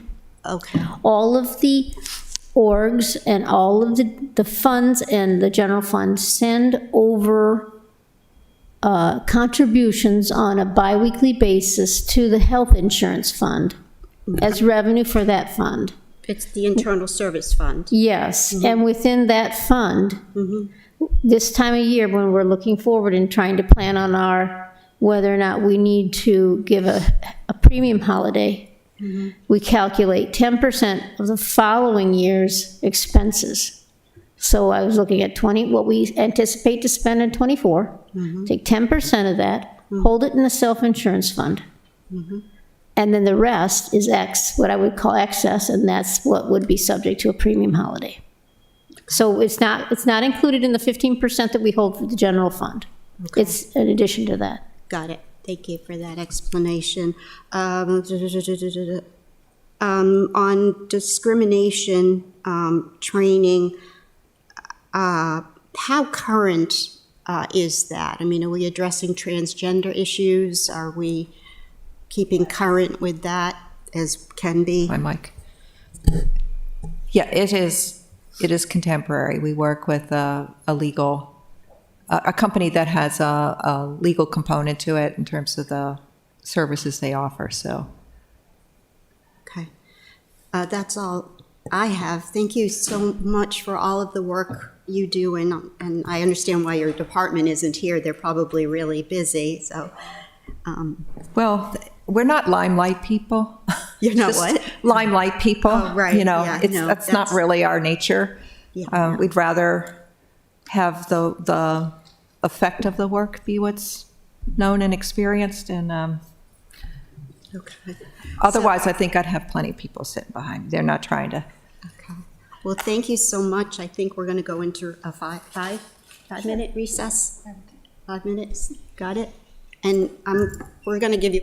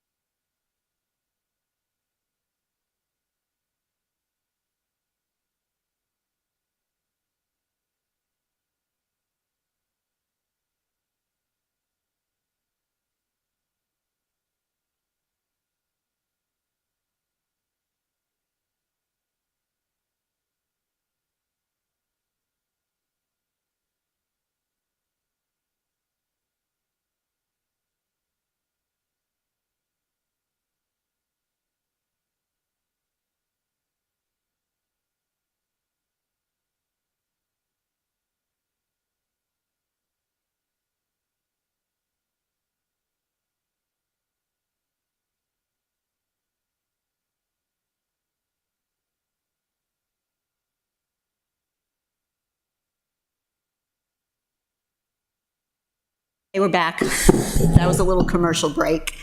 So our second segment is the city manager's office. So City Manager Malinoff, would you like to introduce your team, including your new new deputy director and assistant director, and start? They're reminding me what their names are. So like when you have children, you start calling them your pets' names. It's like something that happens as I get older. Yeah. So excuse me if I fumble. My name is Michael Malinoff. I'm the city manager. To my right is Jackie, as she reminded me, Gild, who is the deputy city manager for resiliency. Jackie. And to my left is Vicky Buckland, who is the assistant city manager, and she just started 2 weeks ago, and thank goodness. Welcome. She actually helped put this together for our office, and I know she's commented to each of you, but it's really been a good time for her to start, for the most part, because she gets to see all the activity around the budget and gets to learn about our city. So it's been a good introduction. So she Should we put this. apologize now, or? But she was at the meeting the other night, so. So she put this. You put this together. She put this together. That's, Yes. Wow. I did the outline of it, and there Yeah. were plenty of people who contributed actual content. So yes, thank you. So our mission, I put this together from a combination of areas. One was from our budget book, but also from our 2013 strategic plan. Candidly, I want to update it with our team after we get a final strategic plan put together for the city.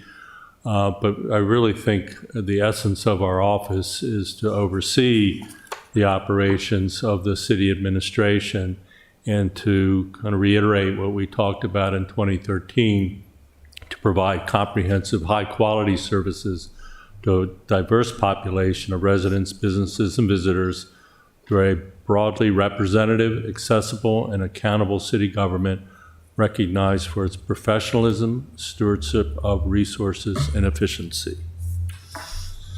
The office team is really made up of three divisions. You have the core office, and I mentioned both Jackie and Vicky, but we also have Racine, who is the environmental program manager.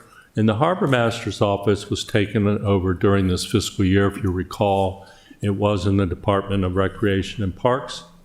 It's actually worked quite well under Jackie, but I will say, both kiddingly and seriously, that we've talked a little bit to the new director of Parks and Recreation, whether this should stay here or move back. But I do want to point that out, that it was put into the office this year, and I do really think the deputy city manager's done a stellar job of working with them and working on related customer service issues. Then we have the Office of Community Services. That's primarily Laura Gutierrez and her team of Aaron Lee, who's the social worker. There are a couple of other people in the office. I do want to mention the assistant city manager. Vicky has a really strong background in this area from Montgomery County, having been the chief operating officer for quite a while there. Their budget alone was $350 million, so they have a vast and frankly a diverse population of people they work with. So I think it'll be helpful as we look at and try to grow that office and look into different alternative plans and programs. I know they've already had a few meetings to that effect, and I think the city will be benefited from our new addition. The org chart is pretty much the way that I just previously described it, with the addition of the special events coordinator, Felicia. We also are looking at the concept, and have discussed a little bit internally, of the concept that I've seen in other organizations where you might have The administrative functions under one deputy or assistant city manager, and the operations under the other. And it's a fairly common model. Just to give you a what if, for example, the assistant could be finance, HR, MIT, those kind of support agencies. And then the deputy could be recreation and parks, perhaps public works, planning and zoning, and so on. But we're just talking about that, and that would obviously be something we'd come forward to the council about. But it is a model I've seen and often can work, because then you have that close interaction of people with skills and background. Mr. Melanoff, we don't have that chart in our. I haven't, but presentation. I'm just giving it to you verbally. Oh, okay. Because we're just talking about it, and it's something that I've played with in my head since I've been here. But now with the addition of Vicki, we've talked a little bit internally, and frankly, this afternoon at 2, as a team, we're getting together, and we'll be doing that regularly to go over those kinds of items. So is this the only change in your presentation, or should we be getting an updated presentation? No, I have this chart. this is that. You don't have it? No. Oh, you should We don't have have the it. expanded chart. We have it, but it's not complete. It doesn't have the last 3 over the social Oh, worker, the okay. Hispanic, and the community. Okay, we can services get you liaison. that. Yes, that was updated. I mean, if this is your work in progress, then. No, that's it. Oh, That is that's the it. way it Okay, is then we now. do need- So you need it. Okay. Thank you. Sorry. Highlights of city manager's office. I came in August, so it was a transition of a previous manager. David is still here, but the types of things that I wanted to focus in on were more high level. We had a leadership team retreat with the directors, mayor and city council retreat in strategic planning. We're hoping to continue that. And we've also been working on, and I've had to focus in on some hiring of multiple leadership related positions. You know about planning and zoning, but I do need to make you aware, if you don't already, that Mr. Gerald is leaving as of June 30th. So we're going to be starting that hiring process as well. The other things that I've tried to focus in is the leadership expectations that I have with the leadership team. I've shared that with you all. If you have any questions, certainly ask in the future. But also monthly staff and individual director meetings and things of that nature. And resiliency and sustainability, I don't want to go through all the lists because you have this, but Jackie's been the project leader for the military installation resilience review for the city, Anne Arundel County, and the NSA Annapolis, and developed the electric strategic plan, vehicle electric strategic plan, and project leader for the $3 million grant for the electric ferry pilot program that we were just awarded. And we can open up for questions afterwards. A special events coordinator. I'll highlight the integrated EnerGov as the primary process for a special event application and permit approval. That is the new software that was recently introduced in planning and zoning, and I think also will be used for constituent services. Harbor Master increased annual mooring fees by 200, doubled fine amounts for violations from 100 to 200, and applied for $750,000 in waterway improvement grants for improvements at Shipwright, 4th Street, and Hawkins Cove. Office of Community Services redesigned the OCS website and launched a virtual resource map, established workflows, be able to circulate agreements and payments, and provided, as you know, the $450,000 in grants to one-time fund cycles for children and family success, adopting communities, and assisted over 200 residents in continued case management services and process rental and energy assistance for 139 families. I I don't know that it's mentioned here among the others, but we also have the $10,000 now for the program of persons in transition that Alderman Gay had proposed and is now in the budget.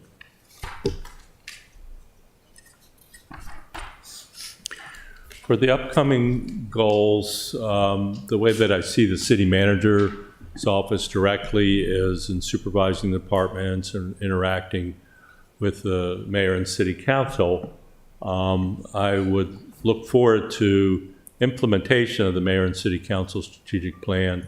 But now that I have a assistant here, frankly, I felt that my bandwidth to be able to do all the things that I should be doing was limited. And I tried to establish, I don't know, the ability for me to follow through on everything and do the rest of the job as it comes to you. And so I will start to implement and work with each of you on trying to set up monthly meetings at your leisure, whether it's coffee or formal. One council member, Alderwoman Pindell Charles, is very formal and sets those up on a every couple of month basis.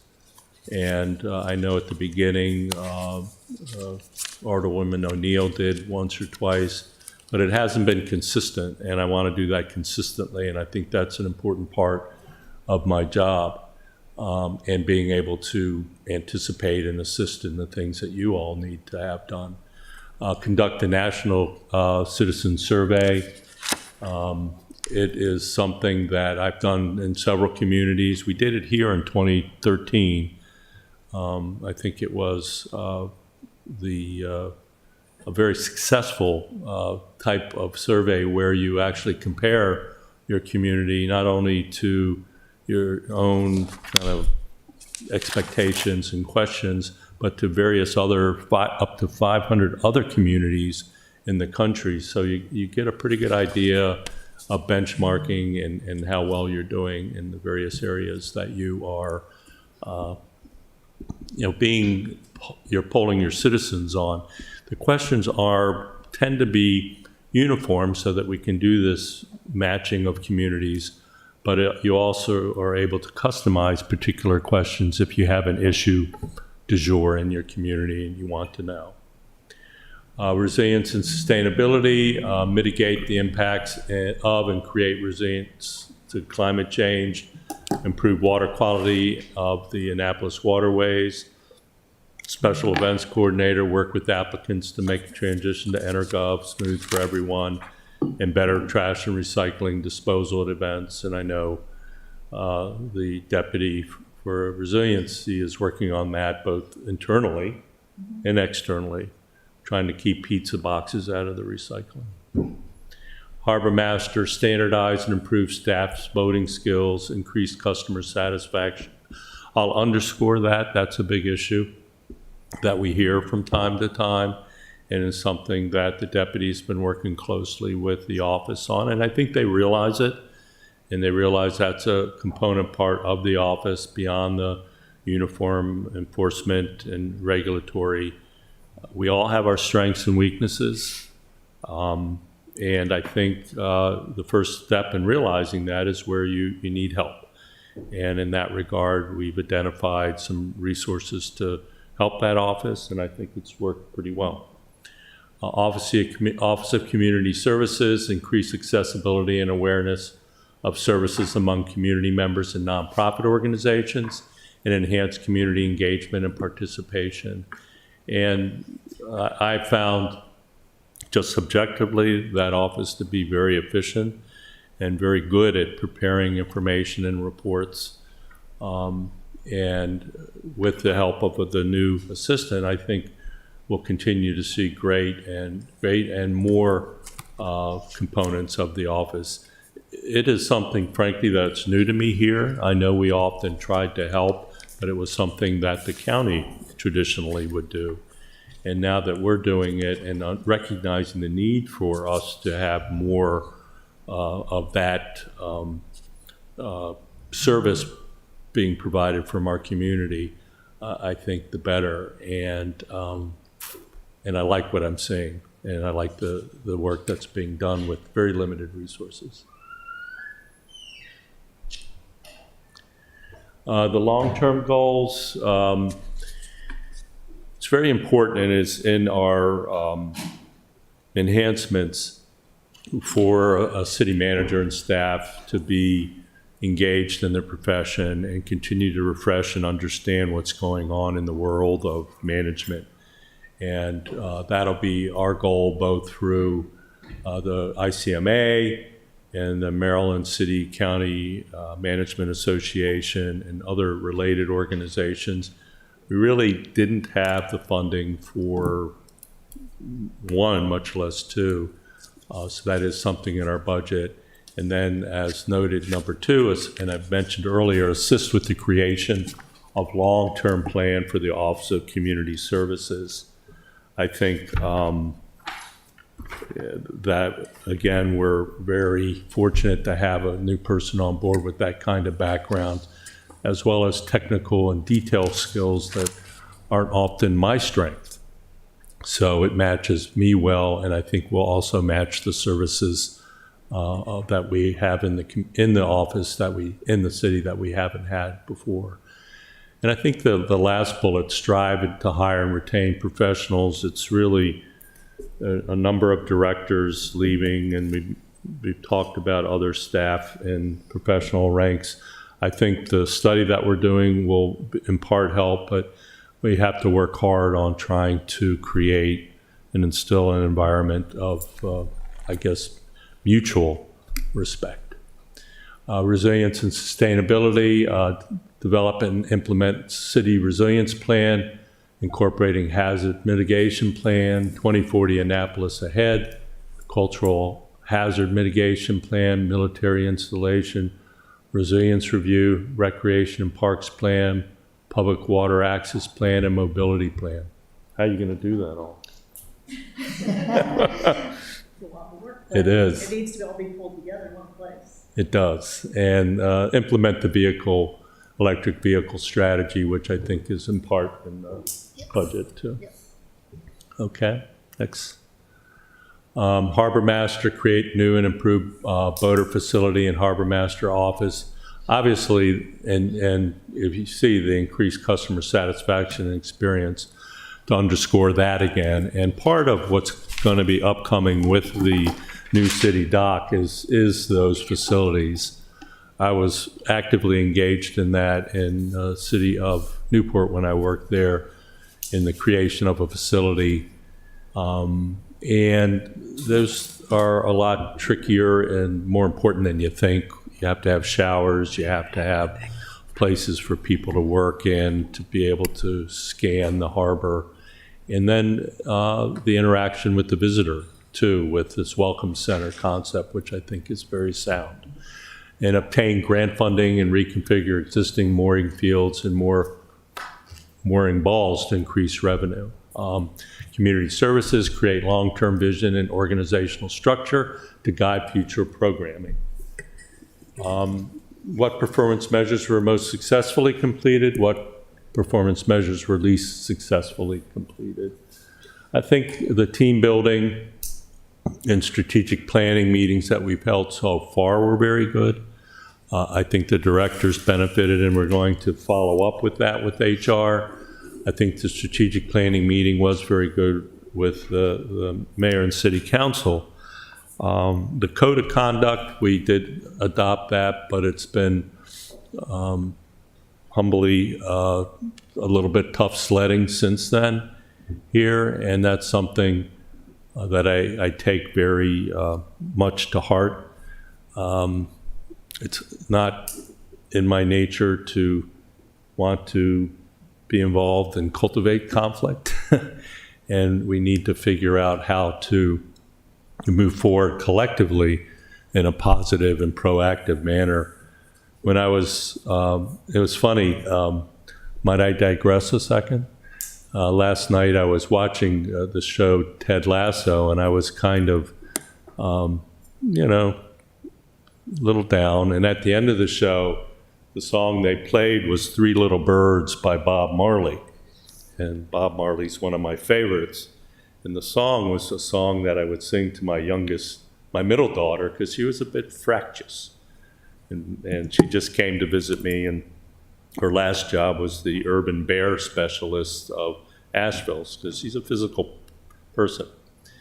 And when I was with Baltimore County in the middle of the pandemic, I put this big whiteboard in front of our permits people, because we had no technology and we had to come to work while other people were sitting at home telling us we weren't doing it well.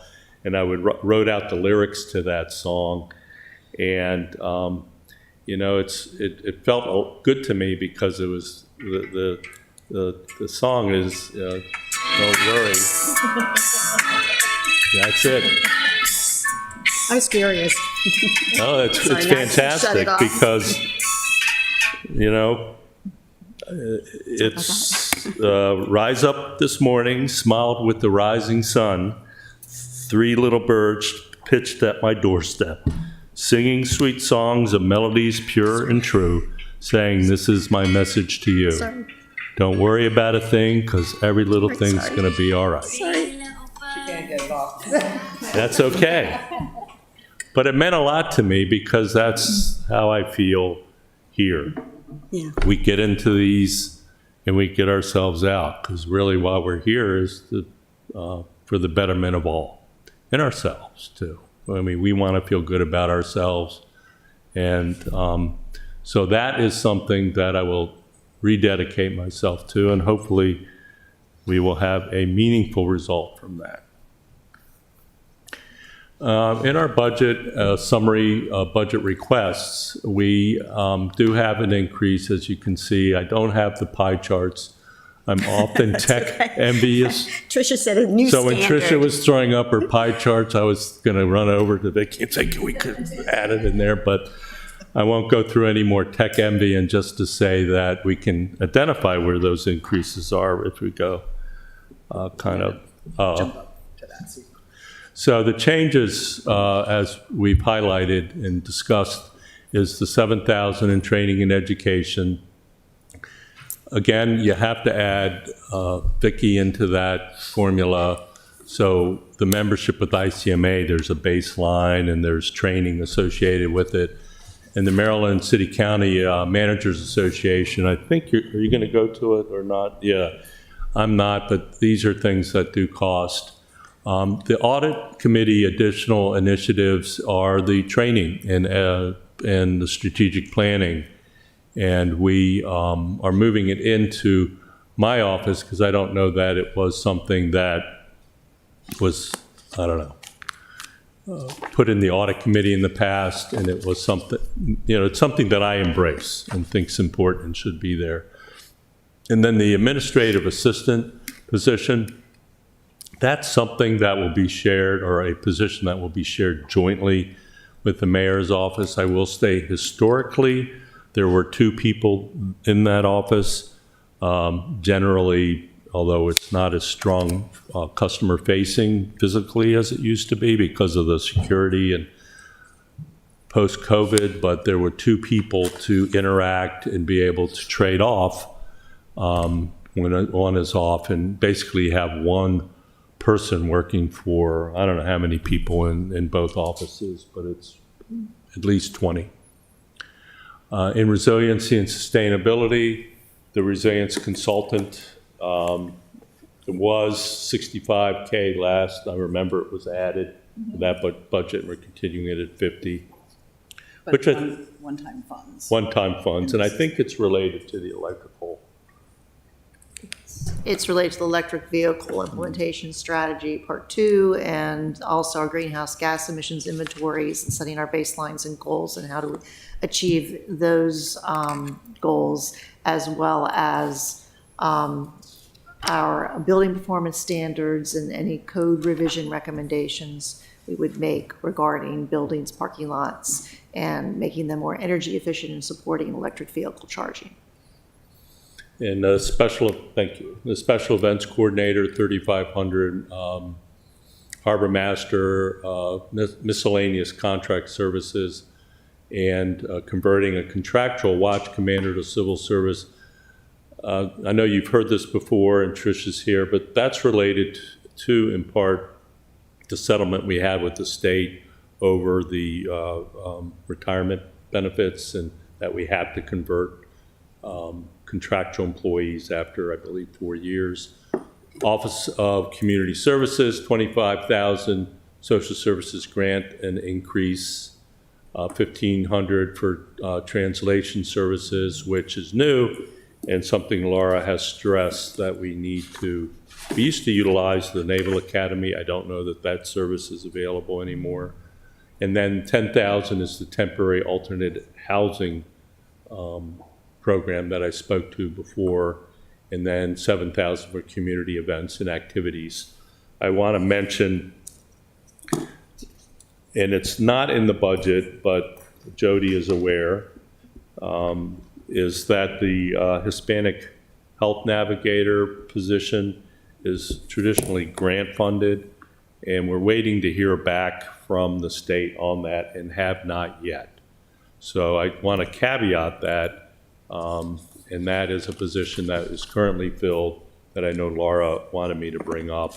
And Jody's aware, and it's something, we'll come to you all about if we need assistance on that, but that's really the only one. And Mr. Melanoff, I'm not clear. Are you talking about the Hispanic liaison position, or is there another position? It's another position. It's a particular person that works with Laura and Aaron on Hispanic community health and community outreach programs. One of the interns? No, Was she this an is, I wouldn't call the person an intern. She has been here, I think, for the last couple of years. And I don't know that I want to, what's her name again? Is it? I see Ms. Pettit has her hand up in the Yeah, back. come on up. I was going to say, whose office is she in? No. Good. Yeah, it's Are we good? Esmelia, I think is her name, and she's been working with Laura, and it's a grant position we're waiting to hear back on. Okay. And then we can follow up with any additional information from Laura, but I do want to make mention of that. Thank you.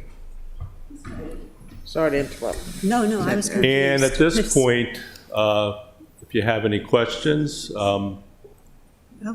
One note I'll make, just in terms of the presentation, we did do detailed versions the same way that other groups did for each of those goals. And so they're provided for your reference, but we had a lot of them, and so rather than go through a bunch of slides, we've included those for your reference and talk through the summary. right. Thank you. They should be at the back of what you. Okay. Alderman Finlayson, questions? Yes, I have a few. Mr. Melanoff, how do you feel about deputies? Some departments have deputies, some do not. They're all over the map as far as how they're compensated. We have a deputy city manager. I thought you were getting. It made me think of the other Bob Marley song, I shot the sheriff, but I did not shoot the deputy. I'm not going to play that one. That's not what you're talking about. No. No, I feel that the compensation study, I think that's what I feel about it. I'd like to see how the positions are, what their functions are, and make sure that people are compensated fairly within their classes. I don't like to pick and choose individually. We didn't do that in our budget. I didn't mention in Harbor Master, there were positions that they wanted to have reclassified. We didn't move them forward. I don't think. Sorry. I'm sorry. See, you started this. You know Is that the Eric What's Clapton going version? on? Or the, Farmer, shut off my phone. It's so well, you know, Sorry. a number of years ago, there was a The proposal window was open. that we create deputies in all the departments, and it failed. But we have seen deputies resurface in different departments in different capacities. And so, you know, there's an issue about one of the deputies, which is not part of the common class study. I know your interest is in making it a part of the comp and class study, but my interest and others is to correct something that was amiss, and I think we have that responsibility. So I'm not going to go any further with that one right now, but I just want you to think about how we're going to be equitable in all the departments. Some have deputies, some do not. And how are they compensated? And I think you brought up a valid point earlier about HR and MIT or ITS, whatever the name ends up, and whether they should be separate or part of a. OCS staff. I didn't see, well, first of all, are all of your enhancements included in the budget? I'm sure they are. No, I was mean to myself. No, they were. So I don't see an enhancement to add additional staff to that office. No, and that's why I brought up that position, because frankly, I was not aware, we were not aware that the grant was hanging in the balance on that position until afterwards. After the budget came out, Laura took a look at it and said, we may have a problem here because of the grant award we haven't been notified yet. I'll get you more information on that, and hopefully, and I was having a conversation with Jody about it, but that was it. Well, Except for the administrative assistant position. That position is an enhancement. okay. I wasn't aware that there was a third person in that department, not counting the 2 interns. And I didn't see a third person on your chart, did I? It may be in, let me, Under the Office of Community Services, we have the social worker, the community services coordinator, yeah. and the Hispanic case. I apologize, it is on the org chart that we have. We'll get you the copy. We have the new one. Do you? Okay. Yeah, our magician over here got it for us while we were still talking, so. So which person? It's that millennial thing. I guess. They do it like that. Yeah. So is that the Hispanic case manager or the community services coordinator? Yes, that's the one. Which one, I'm sorry? The Hispanic case manager Okay. / navigator. I have worked with them at length on the Adopt a Community grants, and they have 2 interns that have become extremely valuable, who will be leaving at the end of the year, June 30th. So how can we make sure that they have the continued support? I don't see those positions or staffing for those positions in the budget. So that's something we should be considering.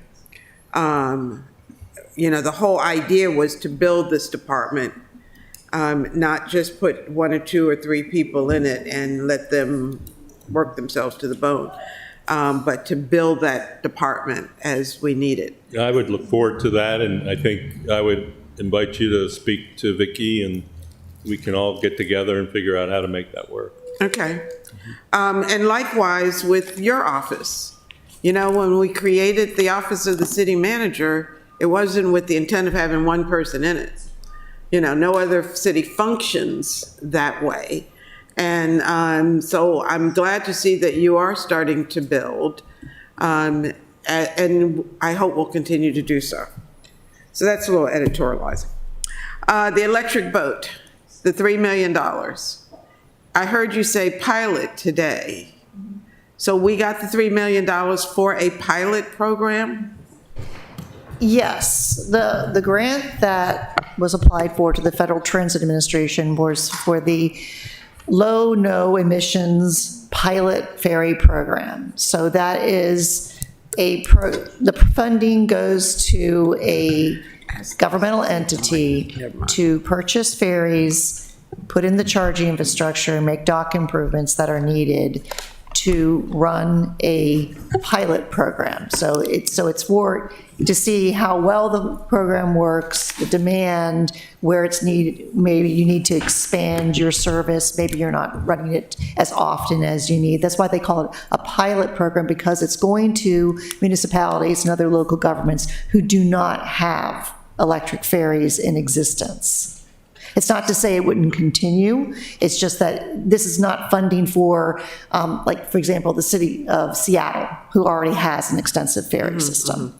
So that's in the title of the grant. that we Exactly, received. exactly. So what is the expenditure going for, was the 3 million total for everything we need to launch this pilot program? I think it's sufficient. It's a $2.95 million grant. The grant award was written as providing funding for up to 2 ferries. So depending on the size of the ferry that you're planning to buy, if they were 2 very small ones, and costs, are varying as well. So up to 2 ferries, as well as the infrastructure needed for charging and installation of that, and any dock improvements that would be needed. In our case, our dock is most likely meeting everything we need on the city dock side of things right now. We'll have to make sure we incorporate the planning around the improved city dock plan, but it's on the other side, other landing side in Eastport, that we will most definitely need dock improvements. Here's 3 million as a grant. It includes all of this. So, what would the expected expenditure be in the out years? In other years, Yeah. so going forward, it would be for maintenance of the vessels themselves, dock maintenance, and infrastructure maintenance, as well as payment of operators for the ferry. So it would be maintenance, both dock, infrastructure, and vessel, and payment salaries for the operators. So do we have a dollar value on what we can expect? Expect going forward. Yeah. We do not have a dollar figure right now. That's something that we will be figuring out as we start. First steps are to acquire the ferry, make the improvements, and then we'll be assessing what we needed going forward. Okay, thank you. The community survey that you mentioned on page 8, we had funded a community survey. This is the national, I believe, community survey. You're familiar with the survey we were supposed to be doing, 2 years ago, that we've never done? Yes, very much. So would this cover our need? It may not, and I want to point that out. The cost was roughly $25,000 in 2018 when I did it last in another community. Everything's gone up, so that may be something we can look at or wait, and then I can talk to Jody as it unfolds to see if we need additional funds. But yes, I'm very familiar with it. I did one here. We did one in 2013. We also used the community college, and OpinionWorks. We used 3 different survey tools here. And frankly, the best one was the National Citizen Survey, because it really is queued up for exactly what we're looking for, and then benchmarks us against other communities. The others were good, but didn't have the resources or really the background in our particular arena. We wanted to try local first. It was a little less, but it didn't work as well. Would we have an opportunity to add questions? Yes, customized questions are part of it, which is important. We've been dealing with some topical issues lately. When we do it next year, there could be other topical issues. So there's both standardized questions that we can benchmark ourselves against, and then the questions that we have a particular interest in. Okay. It's a good report, and I'd highly recommend it.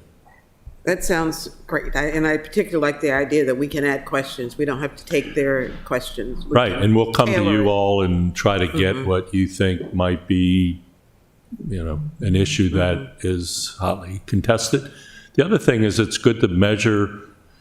I'm an advocate of doing it perhaps every other year, because then you take that information, you meet with the mayor and council on the budget, you put programs in, and then you measure how successful you are. And it kind of gives you a good community feedback on that.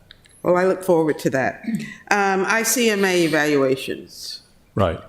We had ICMA here evaluating the police department. a number of years ago. Do they come in, or do you think there's a need to have them evaluate any aspect of what we're doing? Well, that could be helpful with what Chief Jackson's looking at right now over the adequate public facilities. They tend to be they tend to do it like one-off. The person that we've used for the council retreat, that was an ICMA one-off through a contractor. So I'm sure they can help in a variety of ways. I work with them closely, and I think that could be a resource. We've talked about that. He's talked about IACP and PERF, which are police organizations per se, but IACP and PERF work closely with ICMA. So it may be a partnership in that regard.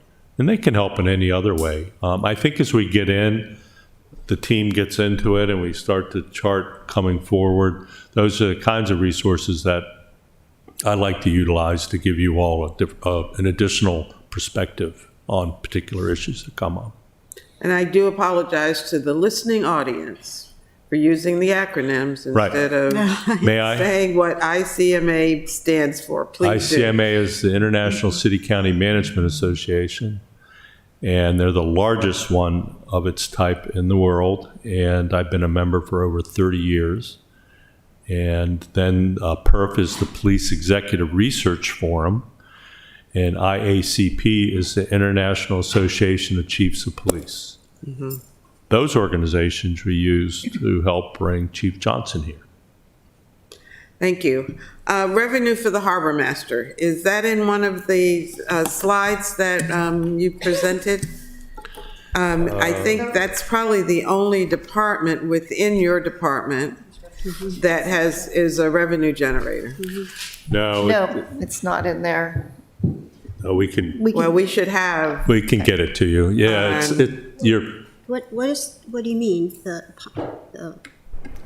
there's It's revenue? in our revenue schedule, in the details. We have it grouped in one line item, I believe. I need to understand what you need so we can break it out. If you look, it's in the schedule on page 22 and 23, general fund revenues. It's a charges for services. And it's just on one line item called dock charges and boat show fees. So I'd like to know what you're looking for. We could give a breakdown of that, and I don't know if that's what you want to address with the city manager's office. Please, I would like to see the harbor master revenue generation. Okay. Okay, I would not like the boat show fees to be included. I'd like that to be a separate line item. Okay, there's a lot of different accounts that the harbor master has delineated the charges for, so it's not just those two items. You're going to see the charges are broken down into several accounts as well. So if you go to OpenGov, won't you see that? If you click on your the line item in your OpenGov link, you will get the full breakdown of what's in that number. Okay, so there is a breakdown, I don't want a breakdown, I want a cumulative number of what the harbor master generates in revenue, regardless of how. What Okay. is the total dollar that they generate?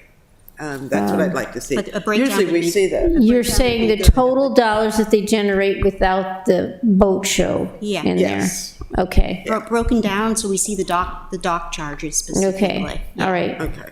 And this year, we have new leases this year, so you won't, Jody doesn't have those for last year, obviously. This year, we have 2 new leases at City Dock. What And are we the may have two? more going forward. We have the Wilma Lee lease, and right, we and had the the pedal boat lease that we're new this year. So that is in partially in FY '23 and partially in FY '24, because it covers April, May, June, July, and August. I think Ms. Conley may have an answer. Madam Chair. Katie Conley, Budget Manager. If you go in OpenGov, there's a saved view called General Fund Revenues. under charges for services, if you expand that view, there's dock charges and boat show fees. That will show you all of the accounts that roll up to what Jody had mentioned earlier. For example, hourly docking, docking for charter boat, winter storage docking, or some of the expense, or the revenue accounts rather, that you would see in there. That's great. Is there a cumulative amount listed there? That's what I'm really looking for. If you would like us to add those up for you, we can do that. I would. I'm an English teacher, you know, you have to add it up for me. We're assuming that. If you just, so boat show has one line item, it's 600,000. Yeah. So if we take the 1,082,000 and subtract the 600,000, we can get, but I will get you that information. But she also brings in, where, does she bring any, is there anywhere else in the budget where we would see her revenue? No, Okay. So No, it this would is be all on there. the spot. So how do we compare? Is there also an OpenGov last year's revenue? Just as you would see it in the budget book, it's the 22 actual, 23 original budget, 23 adjusted budget, 23 projected, it's not that 24 proposed. So the question for me is whether that, it's only $75,000 increase, I guess, isn't it? More So than that's that. our expense accounts that you're looking at on the, well, I'm sorry? So these are all expenses? Okay, so I have to go to OpenGov to get the revenue? Yes, Yeah. ma'am. Can we, Okay. did you want to project it? Is that what you're saying? Oh, I was just asking her if she wanted to. Project it? Okay, we can do it on Yeah. our own, yeah. Okay. Yeah. Thank you. I you. think that exhausts my questions, Madam Chair. Okay. I do have a couple. Yes, Alderwoman O'Neill. Thank you very much, Chair. In my continuing quest to find out who is all working for the city, I have your position grids on page 48, and can we just run down that in the budget book so that we know whose positions are?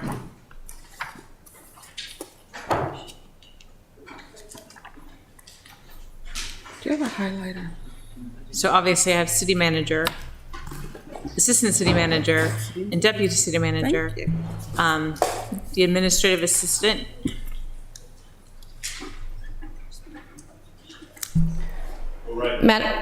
Sorry. Madam Chair, you. I'm sorry. If I may, there is a correction coming, because we had talked about this a couple days ago.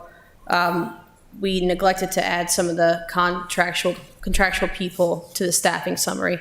So I just got a revised version this morning. I want to make sure that we're all in agreement before you all see that page. But if you want to go through it, please, I just want to let you know. Thank you. Yes, I ma'am. appreciate that.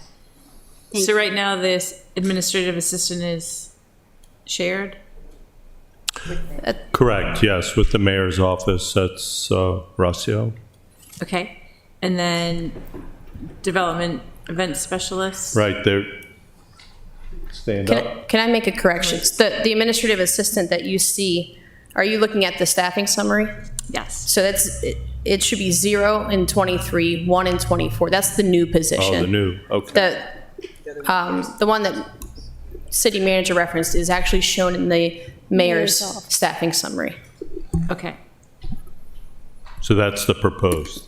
Okay, sir. Development event specialist is Felicia. Environmental program coordinator. She's not here right now. That's but Racine Hodo. Racine. Okay. And the social worker care coordinator? Aaron? Okay.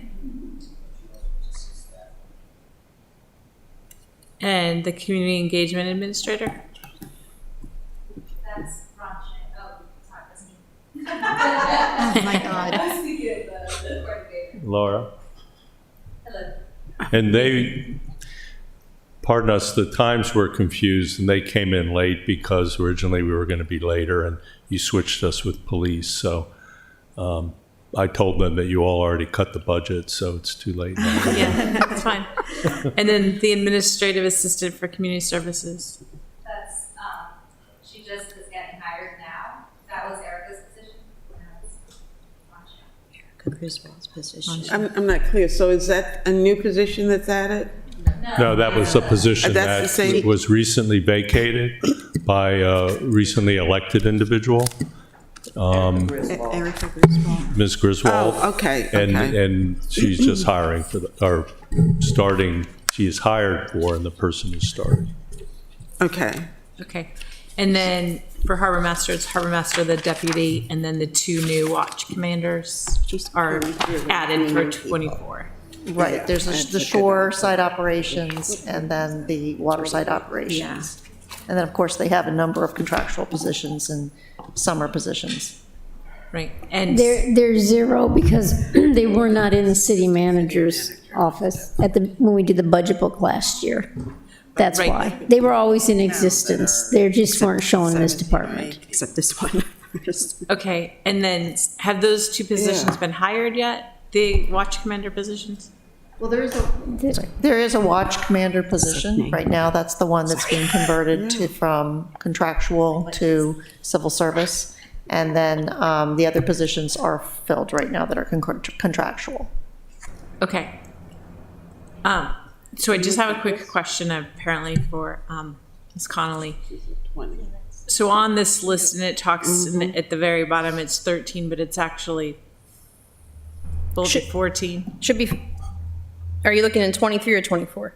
So so 24. net, we've increased one in 15, and that would be the office administrative position. So 14 currently, 15 and 24. Okay.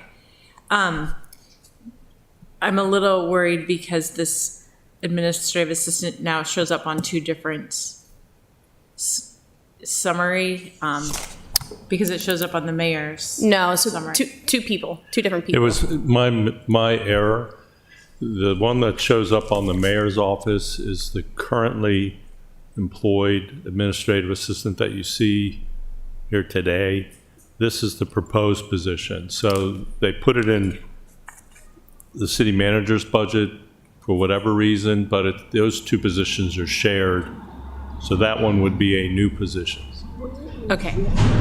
Thank you. I appreciate that. Which one was the good years? She is the community engagement administrator.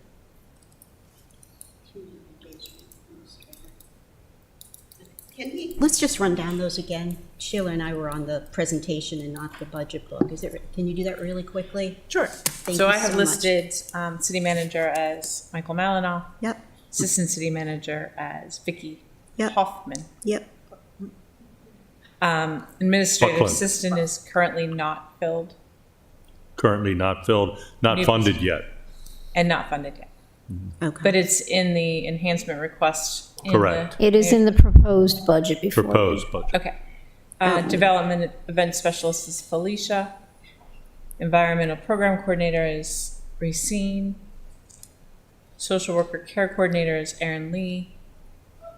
I can't just say Erin, I always have to say Erin Lee. Yeah, I know. I don't know why. Yeah. Community engagement administrator is Laura Gutierrez. And administrative assistant for community services is Ron Shea, you said. No, that's the new position. That's Is that- vacant. Will It be. will be in a week. Yeah, Sorry, has she already received her offer letter, or did I just spoil it? yes. And that is a contract position, not a civil service position? So What's your thinking on why a contract position? I'm agnostic. If we have it for another year or two, it'll have to be converted. So why wait? By the fifth year. I mean, we know this position is needed. It's not going to go away. Why wouldn't we make it a civil service position right from the start? Sure. Would that cost us any more money? What are the benefits the same? Benefits, Pension is a, pension? Well, I would propose that we make that a, so we are on the Civil service 5-year pension. track where we have a full-time contractual position that within 5 years, our policy is we must 30, convert it 40, if we still need it after 5 years. So we have done some conversions in this budget and plan to incorporate any 5-year position as it comes to that date. So does it start over since it's a new person, or we're in the middle of the 5-year? If you think about it, they may make the benefits are the same. There are a number of factors to evaluate. She has to come up too. Okay. They can't hear her. Okay, so we would not Would make, you come to a mic, please? They're saying they can't hear you. You can go to the podium. Oh, I'm sorry. No, it was Ms. Hopkins that was. So we follow the city code in that. And so in the employment agreement section as part of the exempt service, it talks about the position funding for no more than the 5th year. So if, say, somebody gets hired in June, that counts as a year. It's in the fiscal years. Generally, because we also have a provision where an individual who's been in employment agreement position for more than a year and gets the ability to be considered as an internal candidate, because we must advertise and recruit from an open position in civil service. So if we converted the position, the person, even though they've held it under an employment agreement, has to compete for it because of the civil service rules. And so you want to have some timing around having a person who will get internal consideration so that during that process they are the likely candidate to go through the conversion. So, well, before we do though, you know, a few years, many years ago, I guess it's been now, we had almost 150 employees who were contract employees. And we had a committee that studied this and came up with the policy, which was the 5-year policy. My question about this position is, we know that this position is a needed position. It is not going to go away unless we eliminate the entire Office of Community Caring. So I'm not clear on why we would make that person a contract position instead of civil service right from the jump. That has nothing to do with the workload of that person. But I think as a city, it just seems unfair to me to make that person work for 5 years without any retirement benefits, knowing full well that we're going to make them a permanent employee, a civil service employee. So why not do it today? So that's my except concern. for the civil service rules state that it has to be publicized as an open position, and we just gave an offer to somebody that's going to start in a week. Well, then we can change that. We can make this an exception. I mean, We wouldn't be able to make it an exception in terms of an individual with less than a year qualifying as an internal candidate for competition. We would still need to go through an open competition that included external Could candidates. someone speak to the decision on, the initial decision on this being contract versus? You've got two things that are in operation here. Okay, so that's, okay. Yeah. And I'm not giving you information to Yeah. say it shouldn't be civil service. I'm just Yeah, trying yeah. to give you information around what you have to legally navigate as part of the way it's constructed. so right now, that person has to be in the position for a year because we didn't openly advertise it as a new position. And, which is far better than having to be in that position for 5 years. I mean, That that's person would the have. best. That's a fair statement to make. If you haven't had an open competition to fill a position, you haven't met the merit system, civil service expectations that are set in the code. So, Yes, Last year was his 5th year. because he came in with gas. Sorry, can I just say that there was an open competition for the position? It was But posted not a through civil HR. service. Not a But it was civil listed service. as a contracted position, Yeah. not as a civil service. But it had to be advertised as a civil service position. In order to. no, it was advertised as an employment agreement position. Yeah. Laura's just saying that it was posted. We did go through, Okay. invited candidates to apply. Yeah. So it was advertised, but we didn't make the other threshold of making a civil service. Exactly, it was advertised as a contract Yeah, position. okay. So I would like for us to just be aware of this so that in a year, we take care of this instead of waiting for 5 years for him or her to be eligible, please. Thank you. Thank you. Thank you. And I appreciate the drill down on the different positions. Since we have Laura at the table, can you just talk a little bit about the Office of Community Service? Because I know it's a newer office, and the positions that fill that, the roles. Sure. So Laura Gutierrez, manager of the Office of Community Services. We have 4 positions currently and 2 interns. 2 of them are city funded. 1 is currently grant funded. So we have our social work care coordinator, which is Erin Lee. We have the community services coordinator, which we just have made an offer, and Ron Shea Clark has just accepted. And then we have the Hispanic bilingual case manager is what we call her, or case navigator, which is Ismenia Bolivar. And so she's been working with the city for 3 years, but under grant programs. And myself. Can you tell us what that grant currently is? So if that position, because that position possibly would go into a contract position? Yeah, so she is currently working under a sub-grant from the CDC Foundation, which is through Maryland Latinos Unidos. And do we have the total amount of that grant? We received $100,000 for that for 2 years.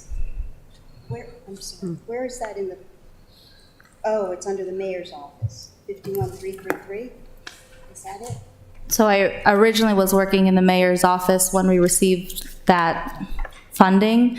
And then when we switched over to managing the Office of Community Services, I continued to manage this position. But it's not in the proposed budget, though.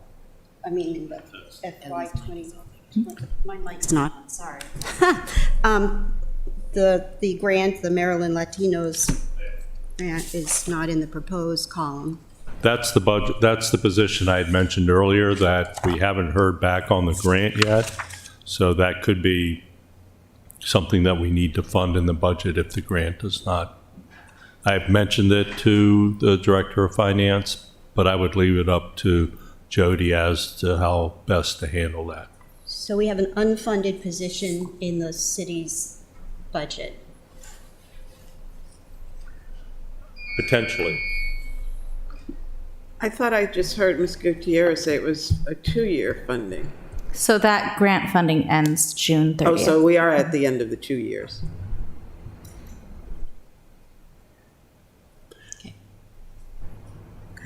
Madam Chair. So if, Yes. Sorry, we don't have an unfunded position. It's grant funded. So if we don't get the grant, then we're going to have internal discussions as to what we do with the position. okay, so if we need to keep this position, and it's currently been grant funded, and it looks to be around 30, right? 52. It's $40,040 annually. Okay, But I'm sorry. we need that position then. We need 40,000 from someplace. Yeah.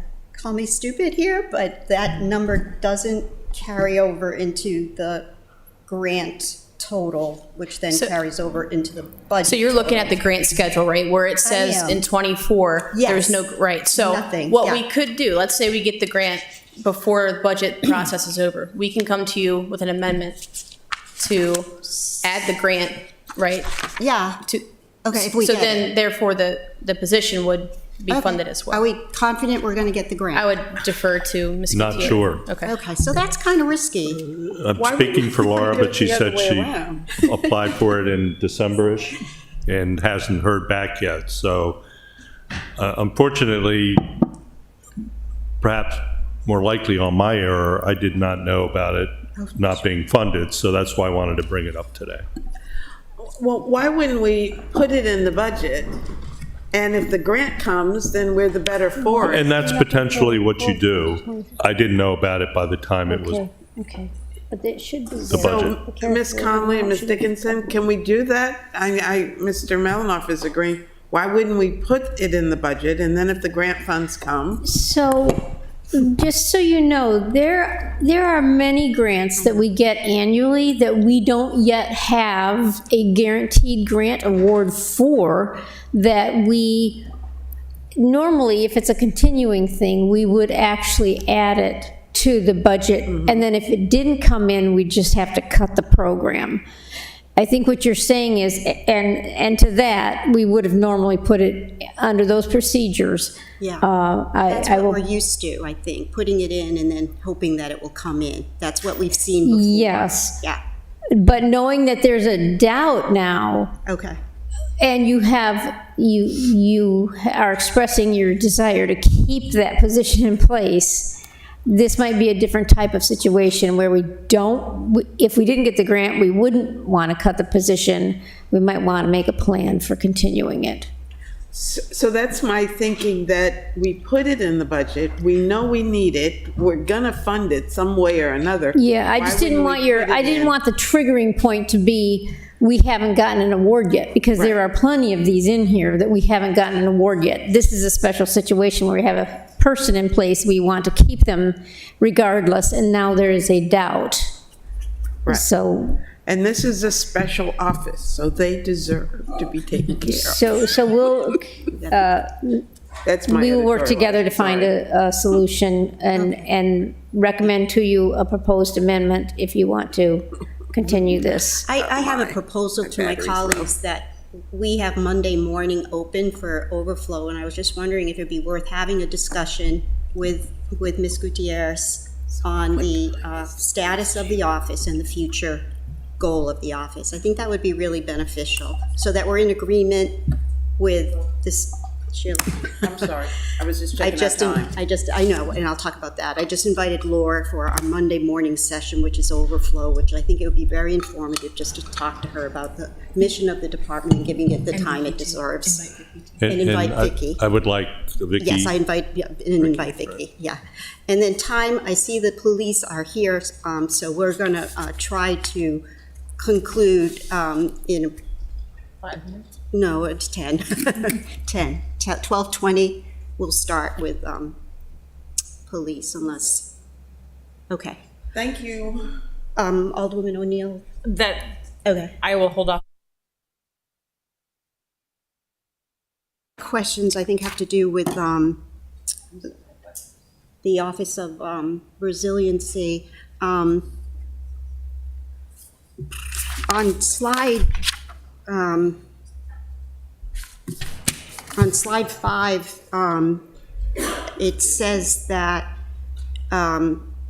Deputy Director Giles, that you were project leader for the $2.975 million for the electric mobility. So congratulations on securing that grant. Who was going to implement that project? How do we get from point A to B? And when I say implement, I mean what is allocated for fiscal year 2024, which is planning. Who does that? Is that in the DPW department now? Do you hand it off?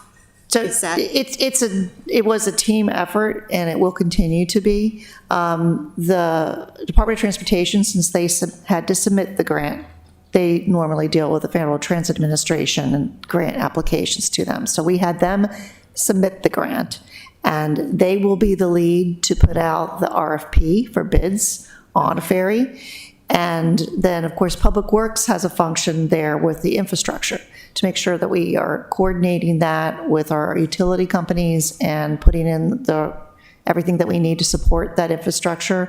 And then the Harbor Master's Office will have an advisory role in what dock improvements are needed and where they've already been working to see what size a ferry would fit where at Eastport for maneuverability and turnaround purposes, and what sort of ferry we would need as far as the specifications, front loading, side loading, meeting Coast Guard specifications and requirements. And then I would continue to help shepherd this through and coordinate as well with what the mayor's wishes are for the program and how it fits with the Annapolis Mobility Plan. So we'll continue to be a group effort on it. Mm-hmm. At this point, we're looking at what types of ferries meet the mayor's objectives. So we're getting to the specifications part of it. And this is where myself and Department of Public Works and the Department of Transportation will be working together to develop the RFP. our planner isn't involved, Eric? Eric Lashinsky has been involved to some extent because of the city doc involvement. You know, he was very integral to the application, helping with some conceptual designs with the, did I say what kind of application? With the grant application. The Burtis dock now is open, the long dock. We've long awaited for this opportunity to bring revenue to the city. I'm a little concerned because there seems to be sort of this haphazard first come, first serve on who's going to use it. You know, I've been approached, my colleagues have been approached recently by somebody that runs something. The fact that it is a new resource opportunity, whose charge is that under? And I can direct my question to the city manager. It's hard. I mean, I know the Harbor city master. council approves leases, but whose job is it to look at these? It's the harbor master's responsibility, but I have felt the same general, not concern, but question myself, meaning we are getting a lot of queries. I've received them. The harbor master gets involved in it, certainly the council, but it shouldn't be as front-loaded as it seems to be from, you know, whomever gets it, then it pops in the queue and gets done. I'd like the harbor master to look at it in conjunction with our team to see where we go forward with it and who goes there. I know recently that Jackie was involved in the lease for the Wilma Lee. And Right. So that process pretty much established how we were dealing with leases in general. We had to work through, before we could even offer lease terms to the Maritime Museum for the Wilma Lee, the harbor master and I had to work through, you know, what made sense as far as what sort of charges, what length of time made sense in conjunction. We had to work with our events planning coordinator, Felicia Nolan, on when we could offer leases around other events and uses of the Burtis dock in areas of City Dock. So that process took a while to figure out the logistics and the pricing, and then to work with the Office of Law on some particular items that the Maritime Museum wanted included or not included in their lease. And then once we had those parameters, we had a basic lease in place that we could offer to others who are interested. So the process is that usually the harbor master is the one who's approached oftentimes. Sometimes it comes to Mike, or it comes to me, or it comes to a particular alderman or alderwoman. Or to the council. Or to the city council. the And bull then, and the bear are looking for space. Hence my question. Right. Beth Bellis did a policy on the use of the dock. I understand she spent a lot of time on it. She compromised on the, on boats that we want to have fee waivers, or, so many, 10, I don't know it by heart, Felicia, Ms. Nolan could probably speak to it, but, it just needs to be managed. I'm looking at revenue that we all, want and count on. So, and that was a good question of Alderwoman Finlayson to see what the harbor master is bringing in, because it does bring in a lot of money. My last question is a concern, and it has to do with the resiliency. I would say right now that resiliency is probably on critical path, and I see that in the long-term goals under resiliency. It's listed as a long-term goal to develop and implement a city resilience plan, incorporating hazard mitigation plan, 2040 Annapolis Ahead, cultural hazard mitigation plan, military installation resilience review. That's what's related to resiliency. The hazard mitigation plan isn't something that, we take off a shelf and then decide that we're going to work on. I don't need any criticism, but why isn't that upfront as an ongoing task? well, this is, when it's long-term goals, it's FY 2024 to 27. So that's happening now. That's starting right now. That's why it's up there as one of the first bullet point, is pulling together all of these plans that some we have, they're done, and others are wrapping up this month or very soon, such as Annapolis, 2040 Annapolis Ahead will be most likely finished this fall, or at least by the end of the year. So, but it's in a good enough of draft form to pull the elements, resilience elements out of it and incorporate it into a total resilience plan. So I've been working with different departments on all of these plans in the past and currently, and I feel at this point we can start to pull everything together into a comprehensive plan. Now, there might be references, there will be references to these other plans, but we can pull elements into one resilience plan so that if you or anyone else had questions of what is the city of Annapolis doing as far as mitigation of climate change impacts, we have a one spot we can go to that shows everything and then links to our other resources. You mentioned the hazard mitigation plan that is wrapping up its 5-year update this month. Right, I thought that was the ongoing tool. It is an ongoing tool, but it has elements that are part of our overall resilience planning efforts. Yeah. And it's something that is part of our resilience plan. So is it the Office of Emergency Management, or is it your office that is spearheading the hazard mitigation plan as we move forward? Office of Emergency Management. Okay. And I work with them, I review their plans, I make recommendations on their plans.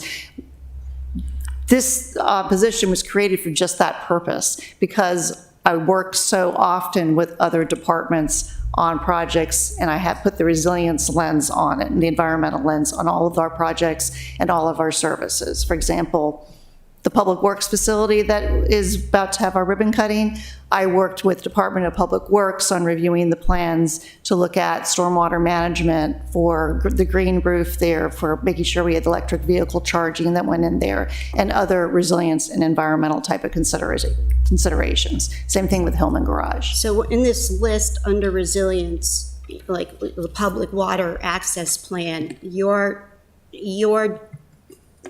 job is just to make sure that somebody else is doing it.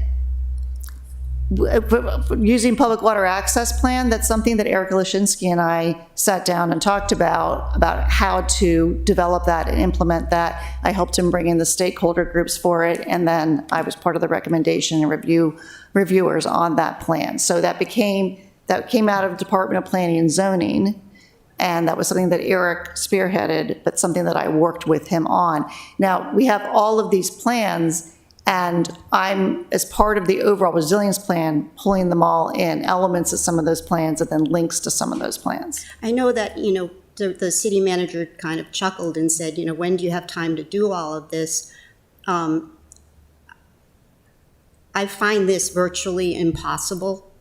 So I'm not like, sympathetic to your workload. I'm just saying, why have we created a structure on very important issues that could just fall between the cracks? So I think that we're looking at this a different way. So these are all plans that the city already has either completed or is in the process of wrapping up or very soon will wrap up. They're separate plans, and the resilience plan will be an overarching plan for all the work the city is doing. So I don't have to reinvent the wheel on any of this. Some of this is already done. I'm pulling elements from all of these plans into one overarching resilience plan. Okay, so then I can ask you, what is this, and I'll conclude with this, then what is the status of the city resilience plan? So the status is that this month, I will be getting work with the Environmental Commission, has volunteered to help with this. They want to be involved with it. I'm developing the framework for what this plan will look like, the outline for what it will look like.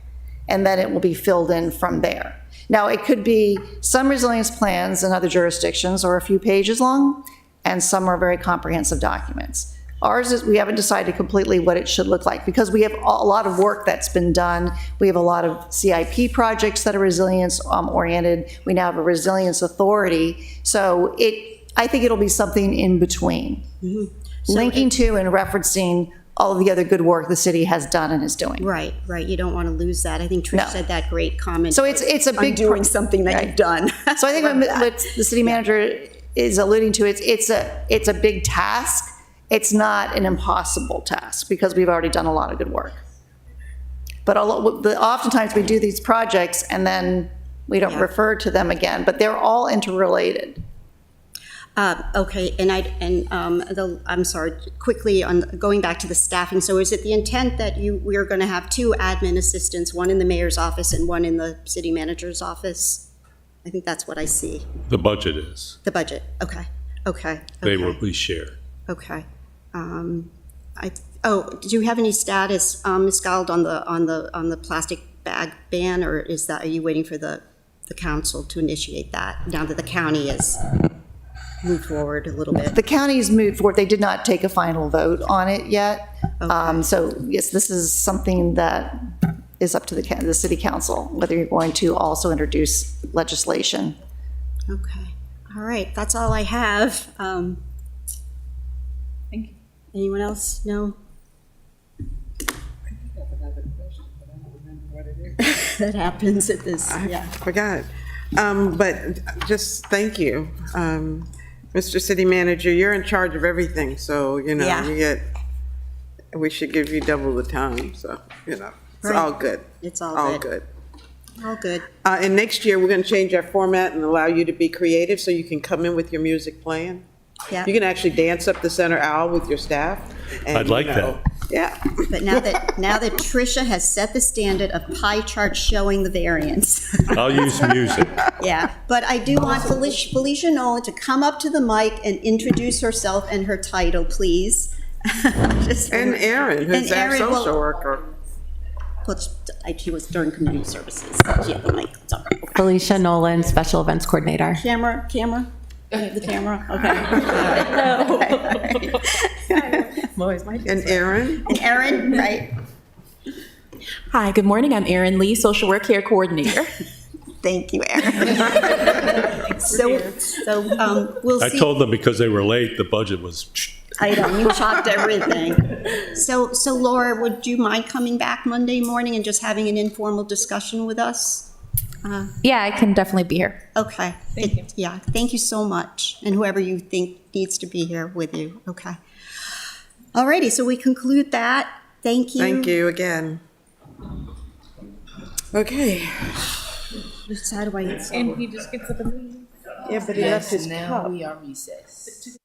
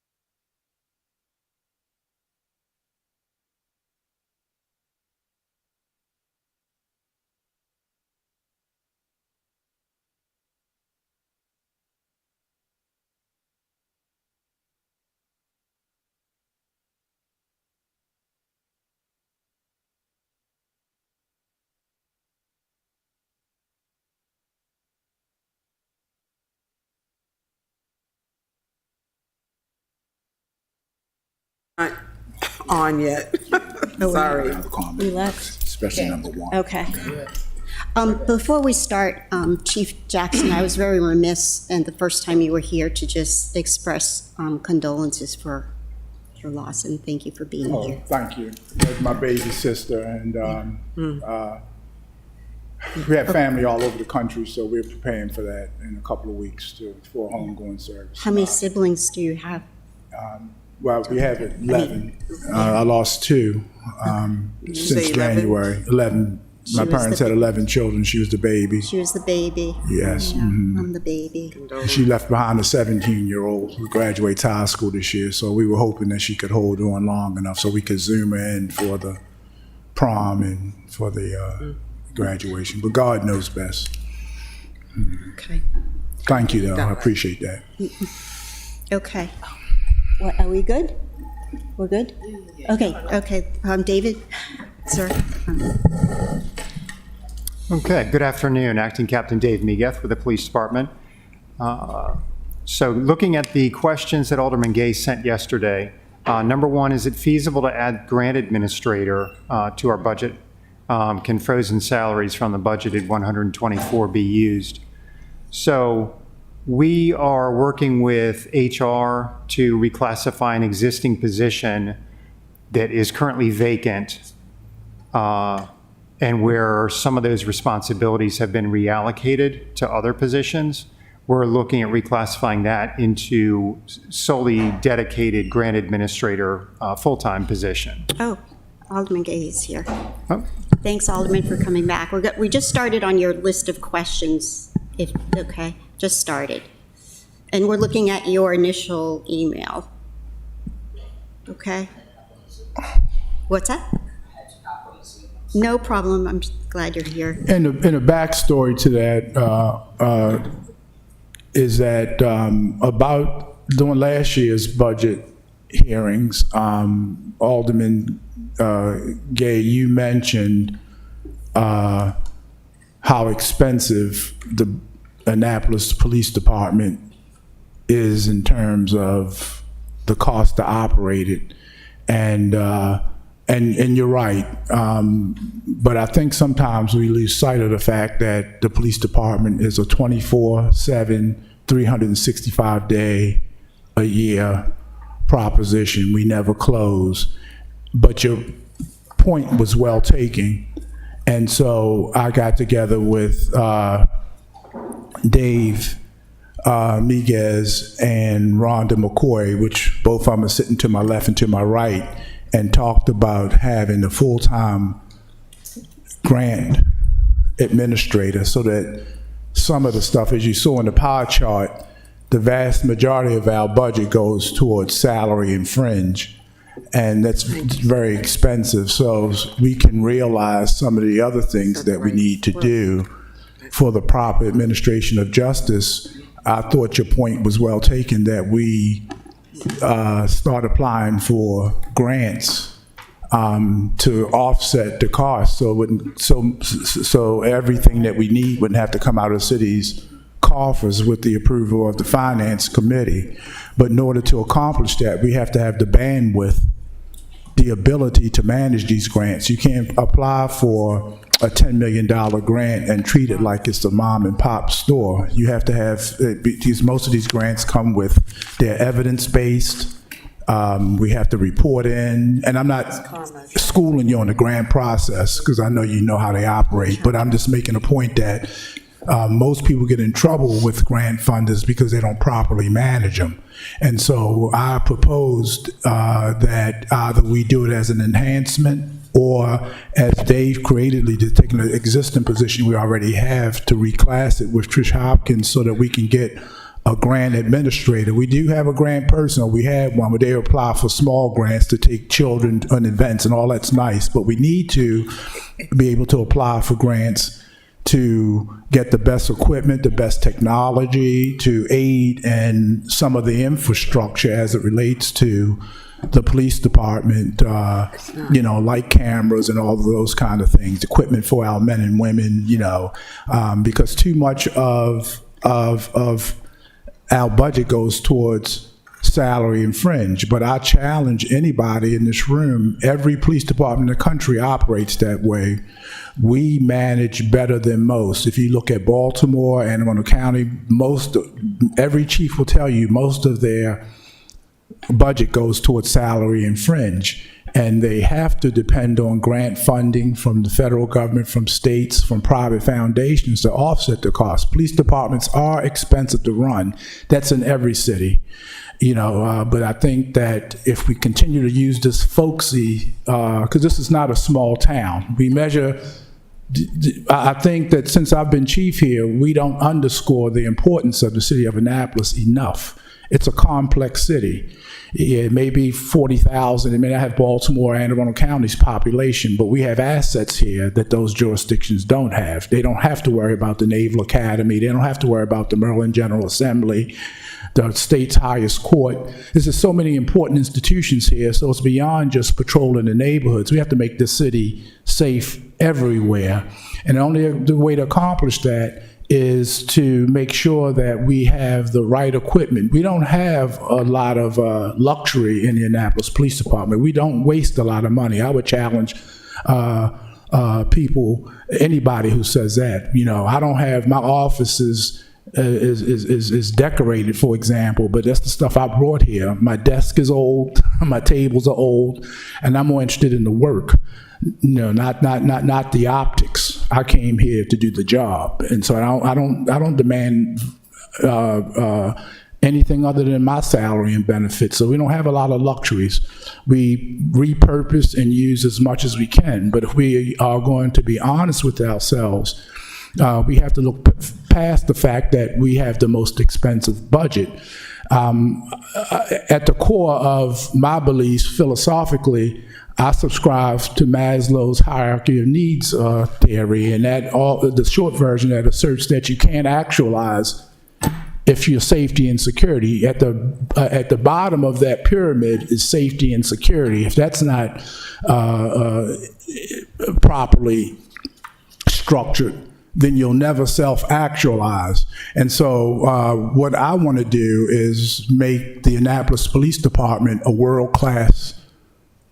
continue to make it a world-class organization. We have too many world-class organizations in this city for us not to be on the cutting edge and provide the best public service that we need. And I'll just end that by saying that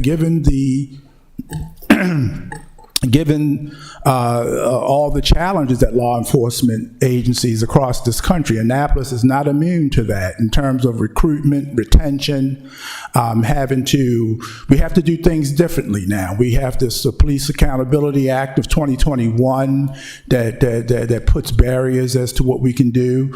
We want to make sure that we are running the police department the way that the citizens and the council and all our stakeholders would want it to be run, not a closed agency, open. But in order to accomplish all those things, it takes money and it takes resources for us to do the best we can. We have a robust reentry program. All these things cost money. So I want the ability to be able to come to the Finance Committee to say that we've applied for these grants and that they are going to be managed well with oversight, of course, from the Finance Committee. But I want to give my word that if we have the ability to compete for larger grants, then we'll be open and accountable and make sure that we have what we need to make sure that every day these men and women go out on the street and have at least a fair chance to protect the city in a manner that the citizens and the council expects. I appreciate that. Okay. If I could jump down to number 3, Alderman Gay, you had some questions about specific line items in the budget. So under contractual services, professional services, the $115,000, that pays for outside law enforcement agencies who assist us working special events.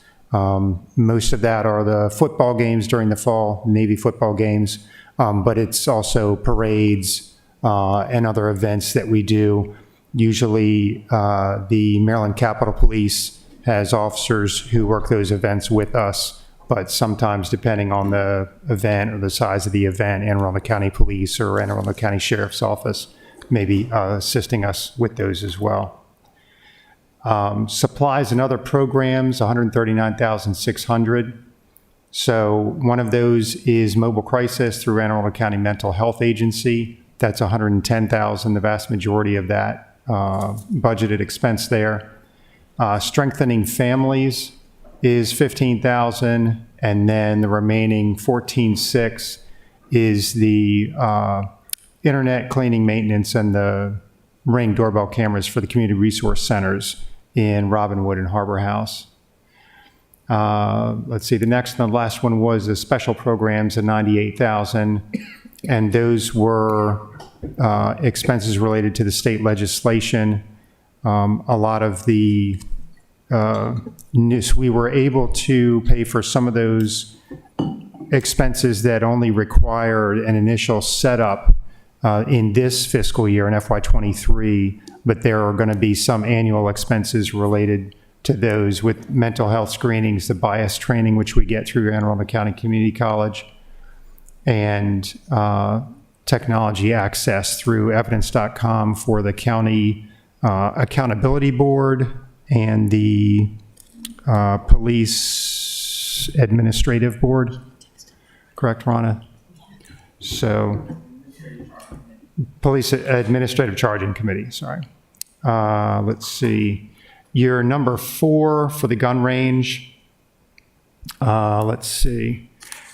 The regular maintenance, as far as regular maintenance expenses for the range, we have filters for the range HVAC system. Those are currently being paid for through Public Works.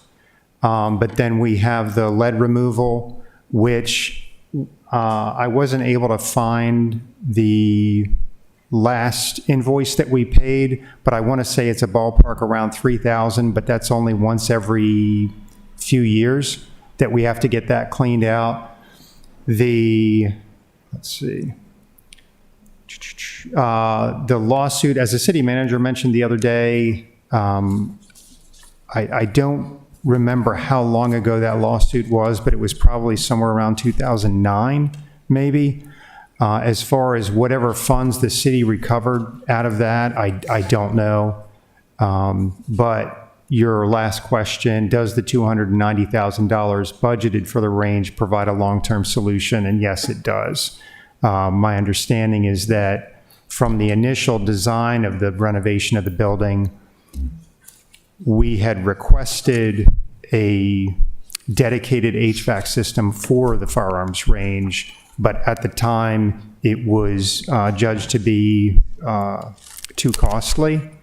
And I don't know if at the time the cost was a lot larger than it is now. I don't know about the decrease in technology prices for those sorts of things, but so that's why it wasn't done initially in the original design and renovation of the building. But we're confident because the company that we got the quote for this has come out to assist us on at least a couple other occasions with maintenance on that system when it hasn't been working properly. And the company that we would otherwise contract with for regular maintenance contract has been hesitant to do that without the range being on its own dedicated HVAC system. So. Of course, yeah, you have the floor. I have a quick question about that. You mentioned frequently, and the chief does, the partnerships that you all have amongst other agencies. Why does a department so small need its own range?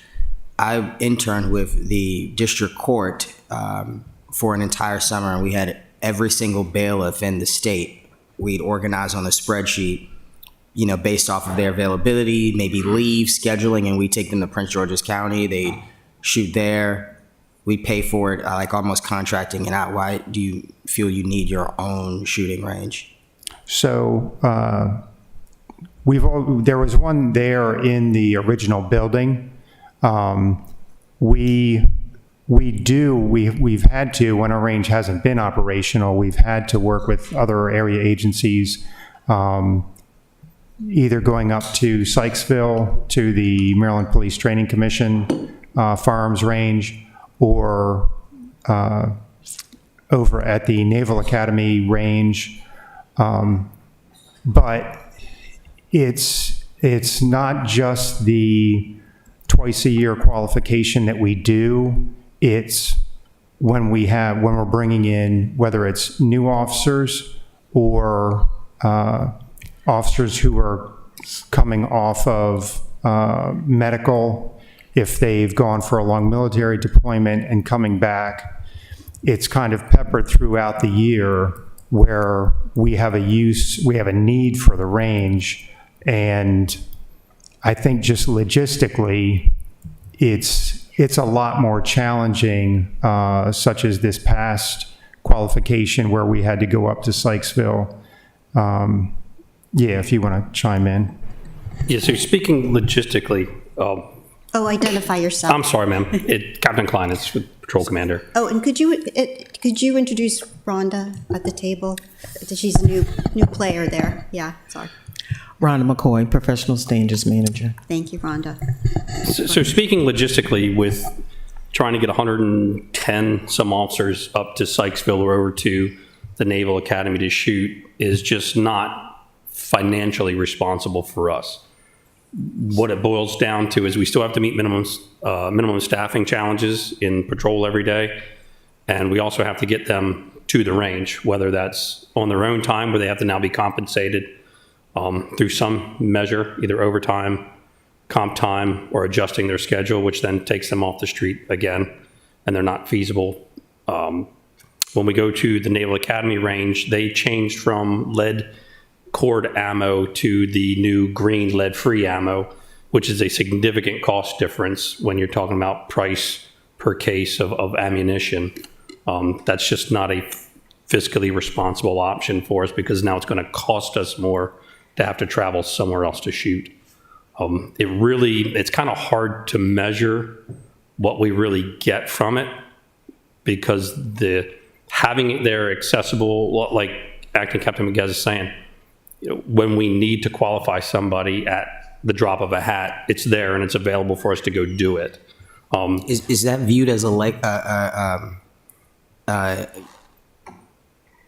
amenity for the department? I would think that would be included maybe in packages that you pitch to officers. Hey, look, we have our in-house shooting range that we're paying for with city dollars, where you don't have to do all of these other things. Is that an amenity? Sure. And when we don't have ammunition shortages in the country, we can take shooters that are maybe struggling a little bit and reinforce them and reinforce their skills by doing those practical exercises and our basic fundamental drills. How frequently are officers shooting? I don't think I've heard. They're required to shoot 180 rounds roughly per year. Well, I'm saying like an actual patrol. Have there been any incidents where an officer has actually had to fire a gun? We've had 5, I believe, police-involved shootings in my 29 years here. Okay, yeah, I figured, because I definitely haven't heard of any. I mean, thankfully, it's not been more, but it does happen here. Yeah, knock on wood. Yeah, the last one's been over 12 years, right? Yes. Yeah, it's been over 12 years. But I think the most important thing the captain says is that we do it in service, and I just want to add to that is that our range instructors are certified through the Maryland Police Correctional Training Commission, so they fully authorized and trained to certify officers, and we can do it, like the captain said, in service, meaning that we can pull an officer out on the street, and if they have to qualify, once they qualify, we can put them back out there, and they can finish out their tour. Sure. Once they qualify, theoretically, but if we send them to Sykesville and other jurisdictions, that takes a whole day down. So I don't think that the cost is that we would have to pay somebody anyway. So when you balance it, I think it's least expensive for us to be able to do it in-house. And when you look at the whole, it's that travel time, it's the gas the city's putting in the cars, it's the wear and tear on the vehicles with the extra travel versus on a midnight shift, if we have a slow moment and we have a certified instructor that's working, which we do, they can pull an officer off the street for 20, 30 minutes, go down, shoot their qualification course for the year and right back on the road versus having to bring them in on a day off. So they're already being paid to be there. There's no added cost to the city as far as compensation for time. And it's a great retention tool. We've had officers who struggled with shooting, and if they're with us, then we can invest in them in a way that other jurisdictions wouldn't, meaning that we could shoot them or identify, Captain Kleinders could identify the gaps that's prohibiting them from qualifying and close those gaps. So it's just, we can go on and on about the benefits of us having full control of our range. And I think it strengthens our position with the Commission on Accreditation of Law Enforcement Agencies, commonly known as CALEA. It strengthens our accreditation process, which has so many other benefits as well. I just wanted to add to the alderman that a portion of that qualification is judgmental shooting. So on the question of, how many shootings that, we do have, I think that is a very useful tool for officers not shooting anybody that they practice on the range, on judgmental shooting, and get put in situations and shoot, don't shoot. And that's a useful tool. And that's also required by the state. So it's a good thing. Did you answer question 2 by any chance? Yeah, I'm skipping through the ones that are more specifically budget related. And I'm going to go down to number 6. You asked if we had a budget for officer appreciation events. We don't have a budget specifically for that, but we do award an officer of the month, and we have a plaque for that. And then we have our promotional ceremonies where there are also awards given out for various types at those. And then, so back up to number 2, you asked, there have been few fatalities in this city. My ward in particular has seen a significant increase in neighborhood shootings. These shootings often result in significant property damage and severe trauma for those affected. Outside of hiring additional officers, how can the council assist the department in lessening the frequency of shootings? And I'm going to pass that over to whoever wants to speak first on this side. I'll start it off and then you can chime in. I think in many ways the council supports us. I mean, obviously, and I don't mean to be flippant in my remarks, I would love to deputize everybody, and in those days when it's really hot and heavy, just put you out there and have you help us police. But we know that can't occur for obvious reasons, nor I'm sure most of you wouldn't even be interested in that. You're just interested in the city being safe and the neighborhoods and the communities being safe. But you can support us in our efforts. In my view, as the chief of police, you can support us in many ways, like is often demonstrated, and comes to mind. I mean, all of you do, and I don't want to slight anybody, but I'm in constant contact with the public safety chair, and I'm in very frequent contact with Alderwoman Finlayson about creative things that we could do, and I identified those two because we frequently talk to them and they give us suggestions about things that we could do to help empower the community, and we welcome that from everybody. We all in this together.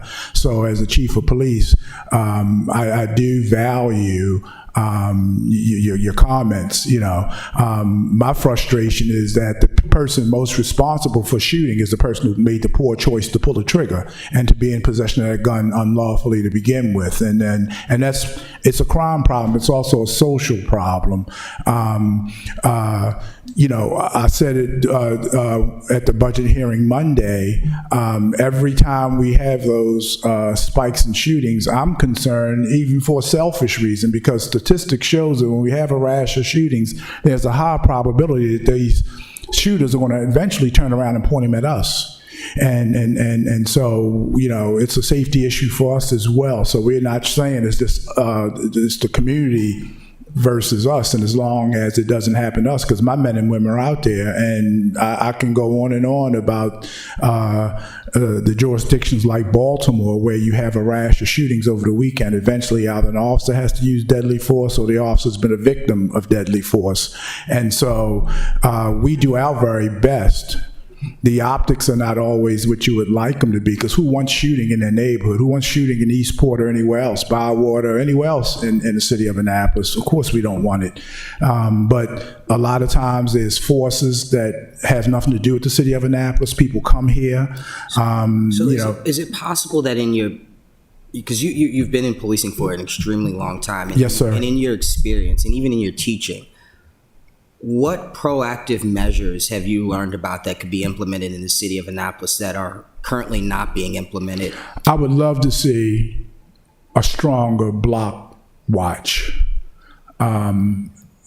I haven't been able to get that to where I would like it to be, but it's a lot better. We do get information from communities now, thanks to Captain Miguez. I think she may have, I don't know what she was going to say, but I think you want to talk about that, because we've seen an increase in residents now calling us. It wasn't like that when I first got here, and that's not a stab at the previous chiefs. I'm sure they did a good job, but we have people talking to us now, and that's how you offset a lot of this. It gives us the ability to be more proactive instead of reactive. You know, the nature of policing is reactive, because we live in a time now with this Police Reform Act, people don't want us to be too aggressive, but they don't want us to be too passive either. And sometimes that's very, very hard to balance. That's judgmental. We're too aggressive, we occupy the neighborhood like an occupying army force. We're too passive, then where are the police at? And that shooting shouldn't have happened. So we try our very best to create a healthy balance in between when we should be there and visible and when we can't. But a way to do it is that we need more community. It's better than it was, but it's not what it should be. We need more eyes and ears. You know, I remember, I believe it was Oxford Landing or Bywater, that we were proposing to do a citizens on patrol. I think, and that's creative, and I think that's kind of what I'm looking for. Like a citizens on patrol. And trying to keep it related to the budget. Right. You know, just saying, how can we best help in this short period of time where we do have flexibility to, move funds around? If $5,000 could, run a strong pilot program of community watch, I think it's worth the small investment to see if it is effective, That's another example. I believe in, I was taught by some pretty good professors, you fail fast and move on, but you never know what you can do if you don't try. Exactly. And so if it doesn't work out, you don't invest too much money in it, but you fail fast and move on, I know a couple of years ago, it didn't go well with the council, but we were talking about the program with the University of Maryland, the predictive policing.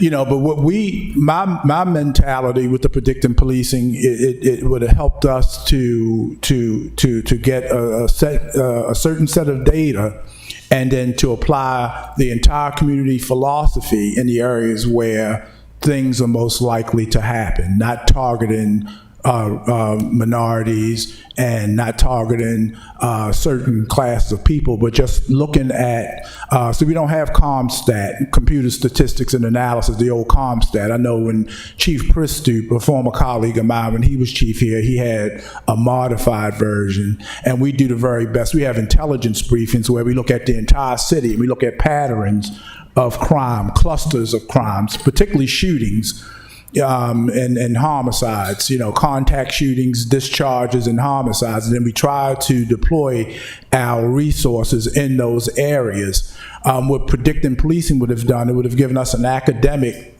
tool and a connection to the flagship university in the state, University of Maryland, to look at that and then have a healthy discussion. And my original plan was to report to you guys about what that revealed, just like the work study. This is not anything secret. This is not top secret stuff. This is stuff that we should have a healthy discussion about, so that the council, the mayor, the city manager, all stakeholders, we can have a healthy discussion, as to what it should look like. Because I'm of the belief that quality is what the customer says it is, right? Not everybody wants a Mercedes. They just want 4 wheels to get them to their destination, while others, like me, want a Mercedes, right? And so quality is in the eyes of the beholder. So my point being is that that's analogous to saying that when the residents are happy with their policing, then they're our customers. When the elected officials are happy with our policing, they're our customers. When the men and women that have to do the job feels fulfilled and feel like they're making a difference and making an impact, they're our customers too. So it's so many constituents that we do have. We look at constituency from a political standpoint, but even as the chief of police, I have a constituency. Some of them are sitting right here at this table. I got to keep them engaged and keep them fulfilled, and they have to feel like they are relevant and that they are commanders and just want to do the best job. But at the end of the day, it's about the residents that you represent, and so we do our very best, and that's what the council can do. And that wasn't a stab. Please don't think that was a stab about predicting policing. I mean, I was disappointed personally when that wasn't realized, but that wasn't my call. But it's programs like that, I think the works analysis will force us as a city, not the police department, but us, everybody in this room, to confront how we do business, and it'll help us answer the fundamental question. When you get those frustrating calls, on Clay Street or for review, it's your whole ward, about random discharging, we can have a healthy discussion when we have the right data. I don't have a planning and research unit. I'm sorry, I don't mean to keep rambling on. No, you're totally fine. I appreciate the dialogue. But we don't have a planning and research. Many agencies have researchers on site, so we have to depend on outsourcing that kind of data. I'm sorry. Is the research really necessary, considering, like you just said, for you, it's your whole ward? It's like we know really 8 times out of 10 where the crime, where the shootings, drug trade, etc. is going on. And so is the research really necessary, or is the research necessary for legal protection because you just don't want to, go in blindly and saying, obviously we know this community is, so yeah. Yes, sir. I think the latter is important because, for example, if we don't have an objective outside force, people can make the argument, especially in our most problematic neighborhoods. The problem with a lot of minority communities is historic to America. You can't discount Jim Crow. You can't discount those very ugly institutions that's a part of our history that creates the neighborhoods that we have, underserved and over-policed neighborhoods.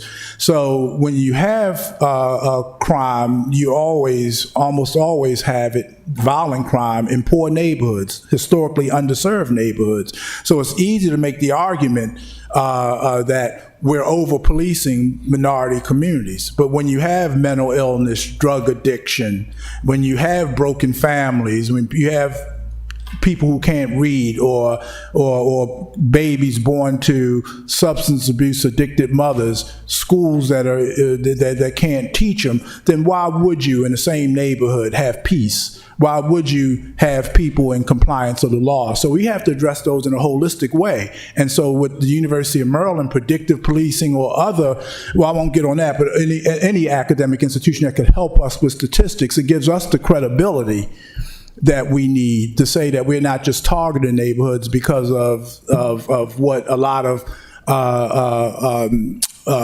people believe when it comes to minority communities, that we're only targeting in those neighborhoods and eventually somebody's going to get unjustifiably shot or killed or arrested. We want to just go to where the problems are, and out of predictive policing or initiatives like that, we wanted to infuse reentry. What's driving these shootings? Well, we know that far too many African-American men are not gainfully employed. We know that the drug trade becomes an economic engine a part of the economy in many of these neighborhoods. And so we have to dismantle those kind of things collectively, because the police can't do it. That's where the council comes in and other social agencies come in to give the right resources to those areas sociologically so we can dismantle them. So those are the kind of things that I would love to see the council embark upon with us, and to talk about how we can make these neighborhoods safer. And I say it all the time to my command staff. I say, what, y'all, Annapolis is manageable. We're not other jurisdictions where you have so many moving parts and so much chaos. It's actually manageable here. And what I love about the city of Annapolis is that the residents take stock in their community. I just love it. You mourn people who lose their lives here. You know, regardless of the lifestyle that they live, you come together as a community and mourn their loss. You honor people who made a difference, and that's a community. You still have a community in Annapolis. A lot of jurisdictions I feel sorry for because they don't have a sense of community anymore. But you still have a community, and that makes it manageable. But we have to communicate in a healthy way and understand everybody's role if we're going to get past some of the stuff that we can see. I think that to a large degree, you can't predict human behavior. I'd rather deal with an animal, because you can train that and predict it. You can't predict what a person thinks. So we never know who's going to come with a gun because they got a score to settle for some dispute. But we can manage the randomness of a lot of this stuff with the right people involved. And it doesn't entail just the police.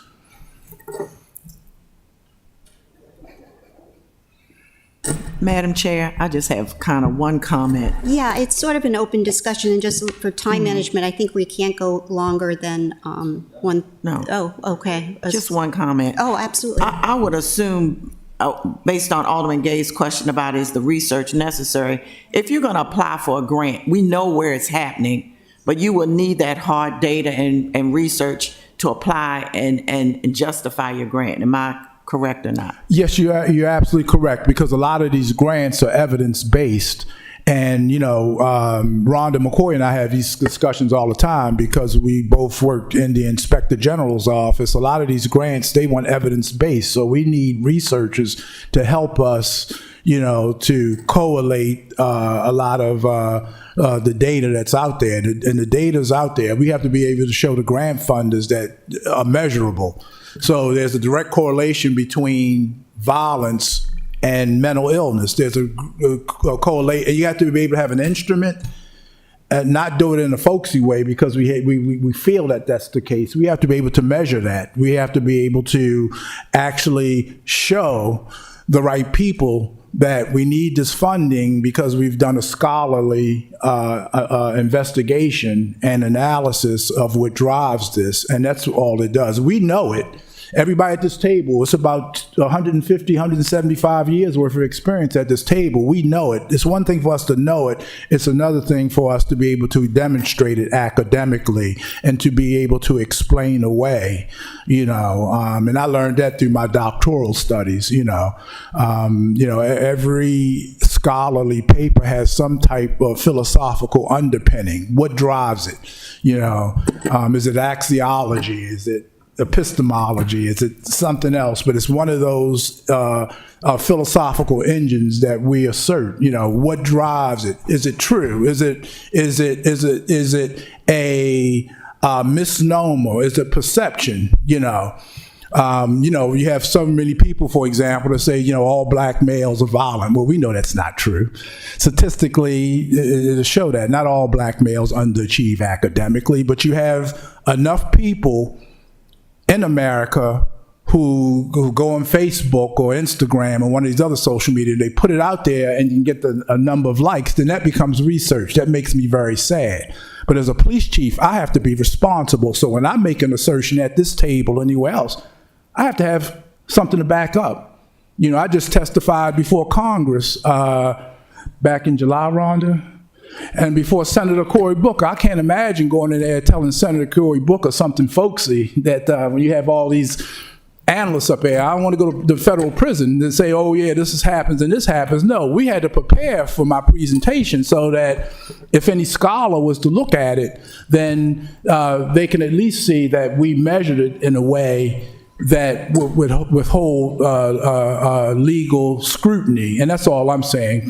So no, I make sure that my commanders, when they give me an argument, when they sit at this table, that they're going to bring something to the table, because I could sit up here by myself and make a fool of myself. So, and I would rather make a fool of myself than to bring, the temptations up here and different harmonies to make a fool out of me. I'd rather just do it myself. So all the men and women who are sitting up here study and really know what they're talking about.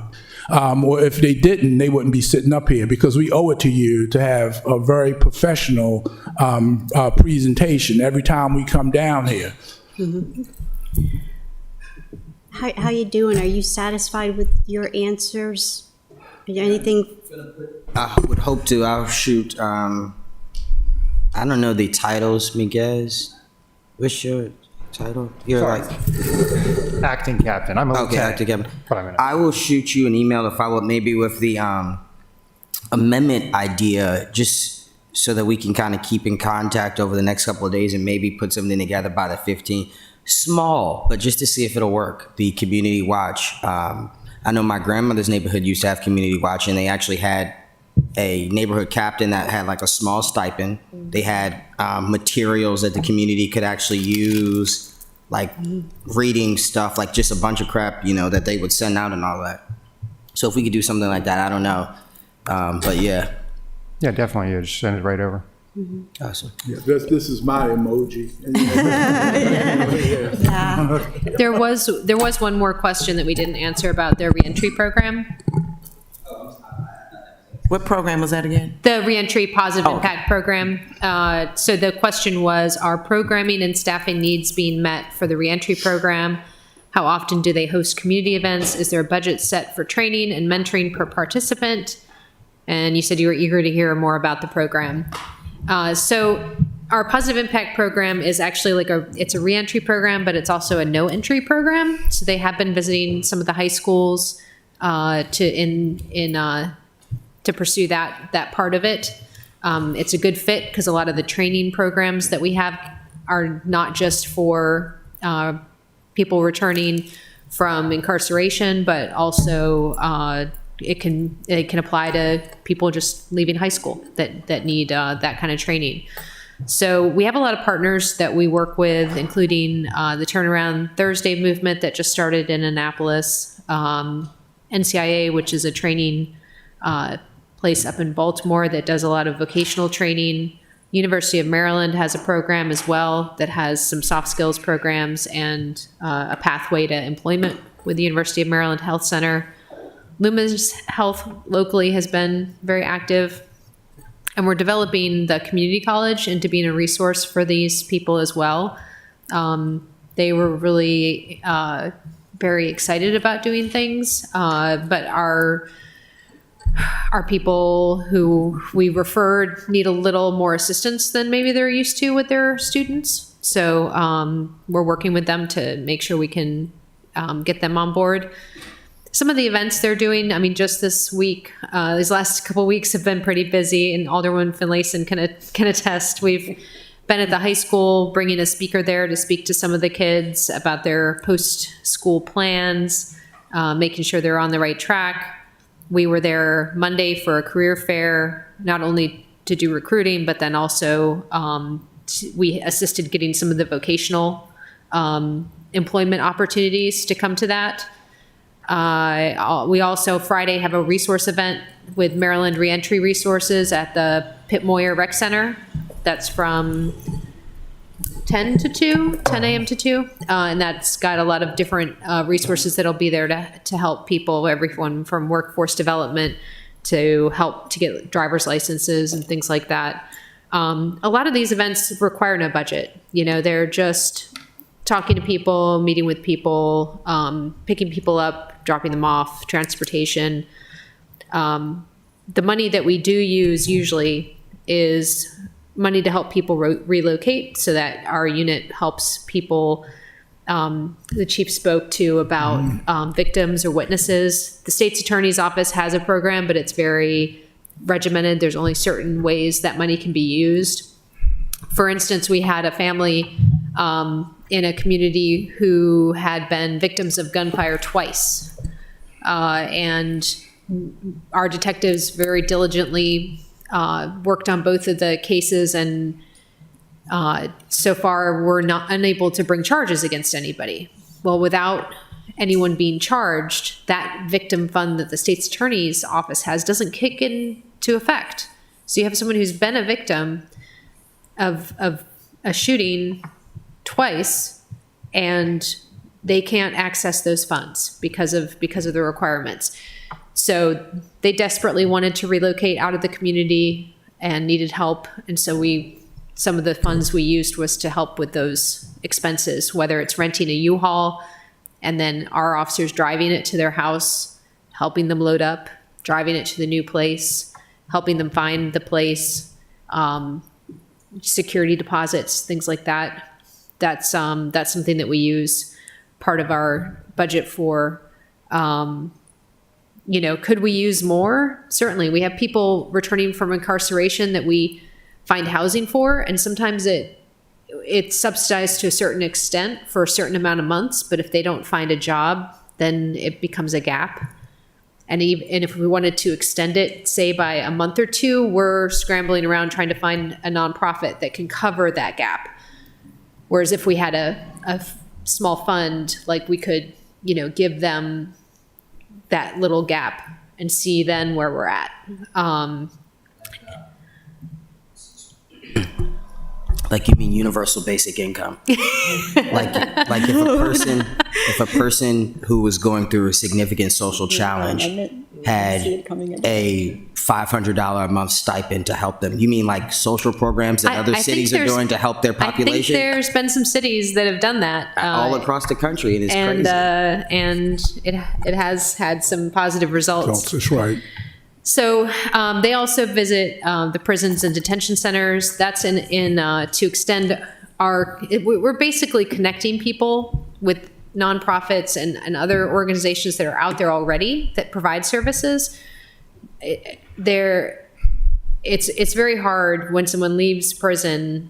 There's not someone there necessarily waiting to help them when they get out. And so we make those connections while they're in the prison or the detention center to hopefully then they want help. We get a connection and then we get them there.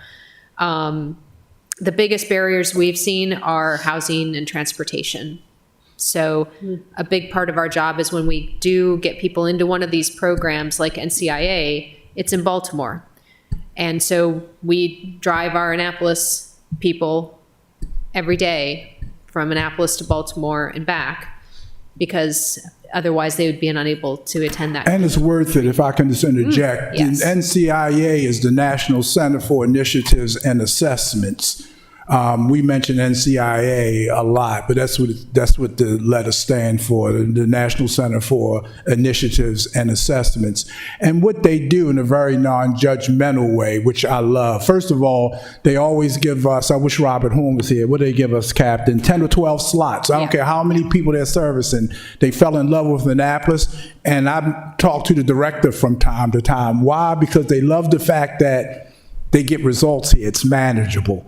And so once they embrace returning citizens to Annapolis, it's actually manageable because they have better, believe it or not, better support than a lot of other jurisdictions. I'm talking about familial support and community support. We would like it to be better. I'm sure Captain Miguez would like it to be better, but it's better than most. But what they do, that National Center for Initiatives and Assessments does, is they look at the whole person. They look at the whole man or woman and give them a realistic assessment, and then they steer them towards vocations that and training that will enable them to have a living wage. That's crime prevention.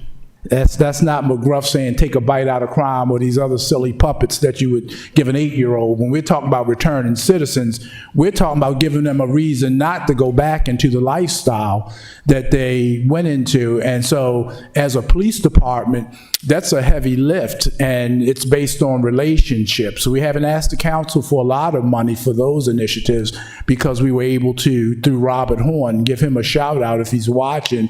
It's because of what he brought to the city of Annapolis. Annapolis in terms of relationships, and people like our message. What I would love to see is our ability, because we met with, and I'll say one more thing so I don't ramble on. I talk about JOINS a lot. JOINS is the acronym for Juvenile Offender in need of supervision. Thank you. Juvenile offender in need of supervision. And that's the acronym JOINS. I want a JOINS program in the worst way, because what it is it's simply the juvenile version of reentry. And so we can go into the schools, Alderwoman Finlayson and like Annapolis, when these kids talk about they want to be killers and gangsters, we can say, no, you're not going to be killers and gangsters. Sometimes you need to tell these kids that you're not going to be that. You can be anything else. You can be an astronaut, I won't argue with you, a doctor, a lawyer, an engineer, a home builder, truck driver, but you're not going to be a gangster. In this environment, you're not going to tell a police chief or an educator that you're going to be a gangster. And so we have to disrupt that mentality. What they're doing is crying out. They're crying out because they're hopeless. And so that's crime prevention. In case you wonder, we're not social workers, but we understand that if those things are not addressed sociologically, then why wouldn't you have crime? And so that's our way of telling the council, the mayor, the city manager, that what are you doing, Chief Jackson, for crime prevention?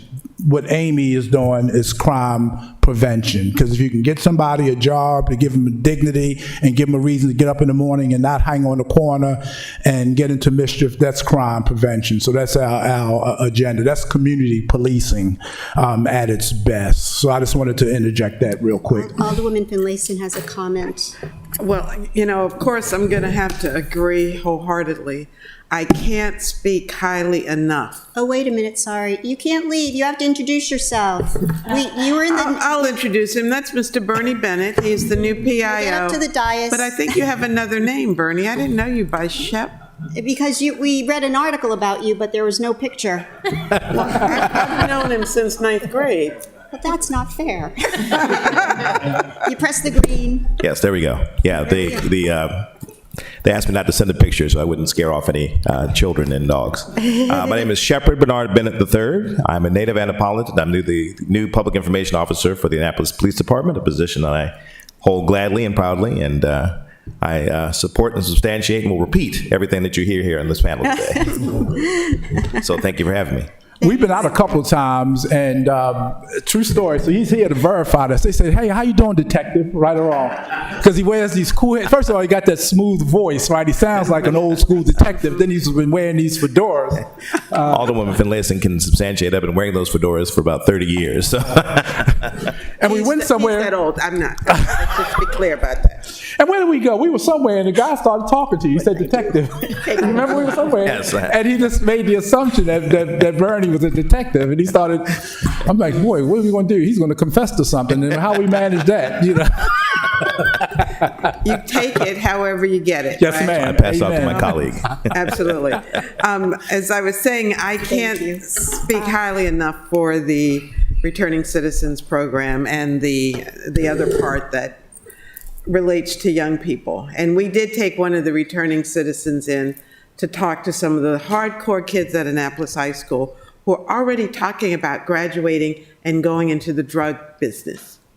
And so we wanted them to hear from someone from Baltimore who was a big kingpin on the streets of Baltimore and went to prison. And he shared much of his experiences and then what it's like afterwards. And then his wife spoke about the impact. The woman may not be going to jail, but if her man is there, she's living the same experiences. And so, if we reached 5 out of the 22, we're good. I think we probably reached a few more, because then 2 weeks later, they came to the trade fair on Monday. And so the idea totally was to get in and give them some options. And I could not have done it without Officer Horn, Captain Miguez, and the whole team, and the tremendous resources that were brought in to give the kids some other options, some very viable options. Yes, so I can't say thank you enough. Now we have to do one that will pull in the kids that are on the street corner. Right. I stopped a bunch of boys, probably about 8 or 10 of them, in Woodside, just hanging out. And I had my flyers, and they took them. I was just shocked that they were interested. One guy said, I want a CDL license, and another guy had cleaning materials. He said, I want to go into business detailing cars. And we had someone there to talk to them about how to start a business. So, I believe that they are looking. They just need some help getting to where they really want to be so they don't go down that other path. So we want to end that pipeline from high school to prison. Like the chief said, they're asking for help. I'll never forget a meeting at Stanton Center. I think it was a no harm meeting or something like that. Robert Eads was there, and he went out and he grabbed about 8 people from eight guys from the corner, brought them in. It was just, I just remember that. We're going to conclude, and I'm going to. Thank you. Because I told colleagues that you were coming back. Okay, back to boring budget question. Are there some processes like forensics or evidence stuff, license plate technology that you share with the county? Could you list what those are? You know where that question was headed. What? I forgot. Was it? Or maybe. Yeah, sure. So we do offer some forensic services within the department, but there are some analyses that we don't have the equipment, the lab, whatever to accomplish. So we use the Maryland State Police Lab as well as Anne Arundel County's lab for different aspects of that. So though if there's any fees. So you do go elsewhere, you don't do it in-house, so you optimize the resources out there. Right. There's just no way we could do things like drug analysis or some of the handgun analyses that are done. The amount of equipment, special equipment, plus the expertise that someone would be required to have is just way too much. So we have MOUs with Anne Arundel County and Maryland State Police for some of those things. That's correct. I would just add one more thing. I get anxious with these murders and shootings, and sometimes the turnaround time I get frustrated with because we're asking them to do it, and then we do it on their timeline. So I would just add that. I mean, my wish list would be that we could develop our own because then we can do it in the time that we want it. But, the alternative is that we have to farm some of that out because of the money aspect of it. And we're subject to their timeline, but that's just a little bit of a commentary. No, that's fine. Yeah, we do have some options when it comes to that, and we have utilized that in some cases. So the ATF can help us with some of our firearms things as well as the county police. Right now, there's a situation, Anne Arundel County is building a new crime lab center. And so right now, their firearms examiner is in Prince George's County's lab. So we take our things to Prince George's County to an Anne Arundel County employee who's working out of that lab. But once the county's lab is done, they'll have more capacity for us as well. But right now, ATF is also an option when we have a rush. So the short answer to that is that we share resources where needed. I'm going to end here because she didn't get any recognition, and it was a huge, huge thing last budget cycle was the state unfunded, keyword, unfunded state mandate. And we heard that this year that we really don't have any exposure. I think we put in like $80,000 for something carrying over. But Rhonda, could you speak? I mean, you deserve to speak to that, and we'll end with that, of your work in managing that. It was a big unknown a year ago, remember? Yes, it is. We still have some unknowns. I'm happy to say that, we are fully compliant. We did some things that, other jurisdictions did not do. I think they were thinking of these things, but, we're way ahead of them. And with what is coming up, we did some different things with our physical agility test. We actually went and normed a test. Other jurisdictions basically just, picked some things and said, the state said, you're going to do these things right here. They didn't set heights for like barriers or anything like that. We didn't go down that route. We hired a professional company to come in and norm a test for us, put some things in the test that we would need, because it's my view that probably in the next 1 or 2 years, the state is going to come back. They're going to ask us for times. They're going to ask us to norm a height for the barriers and everything, and we're way ahead of that. We already did it, and we already have our test set up.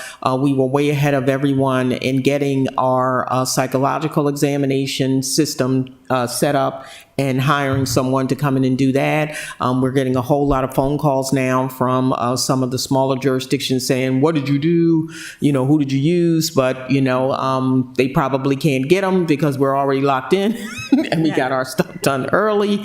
We did have some unforeseen expenses as we predicted with the administrative charging committees being able to, as we're getting ready to send our first cases over to them, being able to send those cases securely. We had to use technology, get licenses for these individuals to be able to look at things like the body-worn camera, outside videos, and other things that were needed. It has been and continues to be a big undertaking. I'm happy, very, very happy to report that the ITR training, that in instinctual trauma response, I got a wonderful, wonderful feedback from our officers who, a lot of them stopped me in the halls and told me how much they enjoyed the training. That was the grant? And that was from the grant. But what we did put in the budget, the one of their most favorite classes that they took, believe it or not, was the bias training. I had so many people, come up to the bias, come up to me and say how much they really, really enjoyed the bias training. And that was the same. We made sure we got the same training that the accountability board and the administrative charging committees and the trial boards all went to. And that was from the community college. I just wanted to speak to that real quick. Having been here now in my 29th year with the city and attended a few bias trainings in my day, I think the general consensus from everybody, just to reiterate what Ms. McCoy is saying, is everybody really appreciated the company that Rhonda found, and the attitude that they brought to the table was very, very refreshing. So in my time, and I believe both Captain Miguez and Acting Captain Miguez and even Craig can attest that many years our bias training was, you police do everything wrong and you got to change. The nice lady that came with this group from the community college was so refreshing to say that, we all have problems. We all have our biases. It's just how you now recognize them in the moment and then act upon them to prevent it going the wrong way. We probably got more out of that class this year as an agency than we had any other bias training we've ever taken.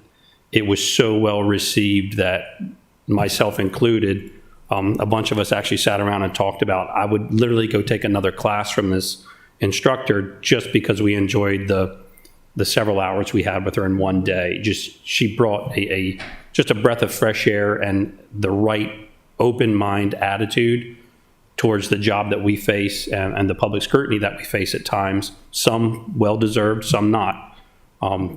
It was just very, very refreshing to have somebody come teach you where everybody felt like they learned and gained from it, and there weren't all those defensive walls that were put up over several years prior. So kudos to Rhonda for that. I think she got a lot of mileage out of that, and we did. And I know our citizens are going to benefit from that as well. That's great news. So I want to thank Alderman Gay for having you back and drilling down to some of these issues and talking your philosophy. I think that's really important. And for these budget hearings, sometimes we just don't have the time. So unless there's anything else, I think I'll request a motion. Madam Chair, I think we have to approve the minutes. Oh, we have business to take care of. From the April 25th meeting. Yesterday's minutes, okay. Yes. May I have a motion to approve the minutes of April 25th Madam Chair, I just made the motion that we Oh. approve the minutes for the April 25th meeting. Okay, I second that. All in favor signify by saying aye. Aye. Aye. Great, okay. Madam Chair, I'll move, we adjourn. I second, and all in favor? Aye. Aye, and thank you. Thank you so Thank much you, for thank taking you the for time. coming It was back. well worth it. Thank you all so much. Thank you all so much, yeah.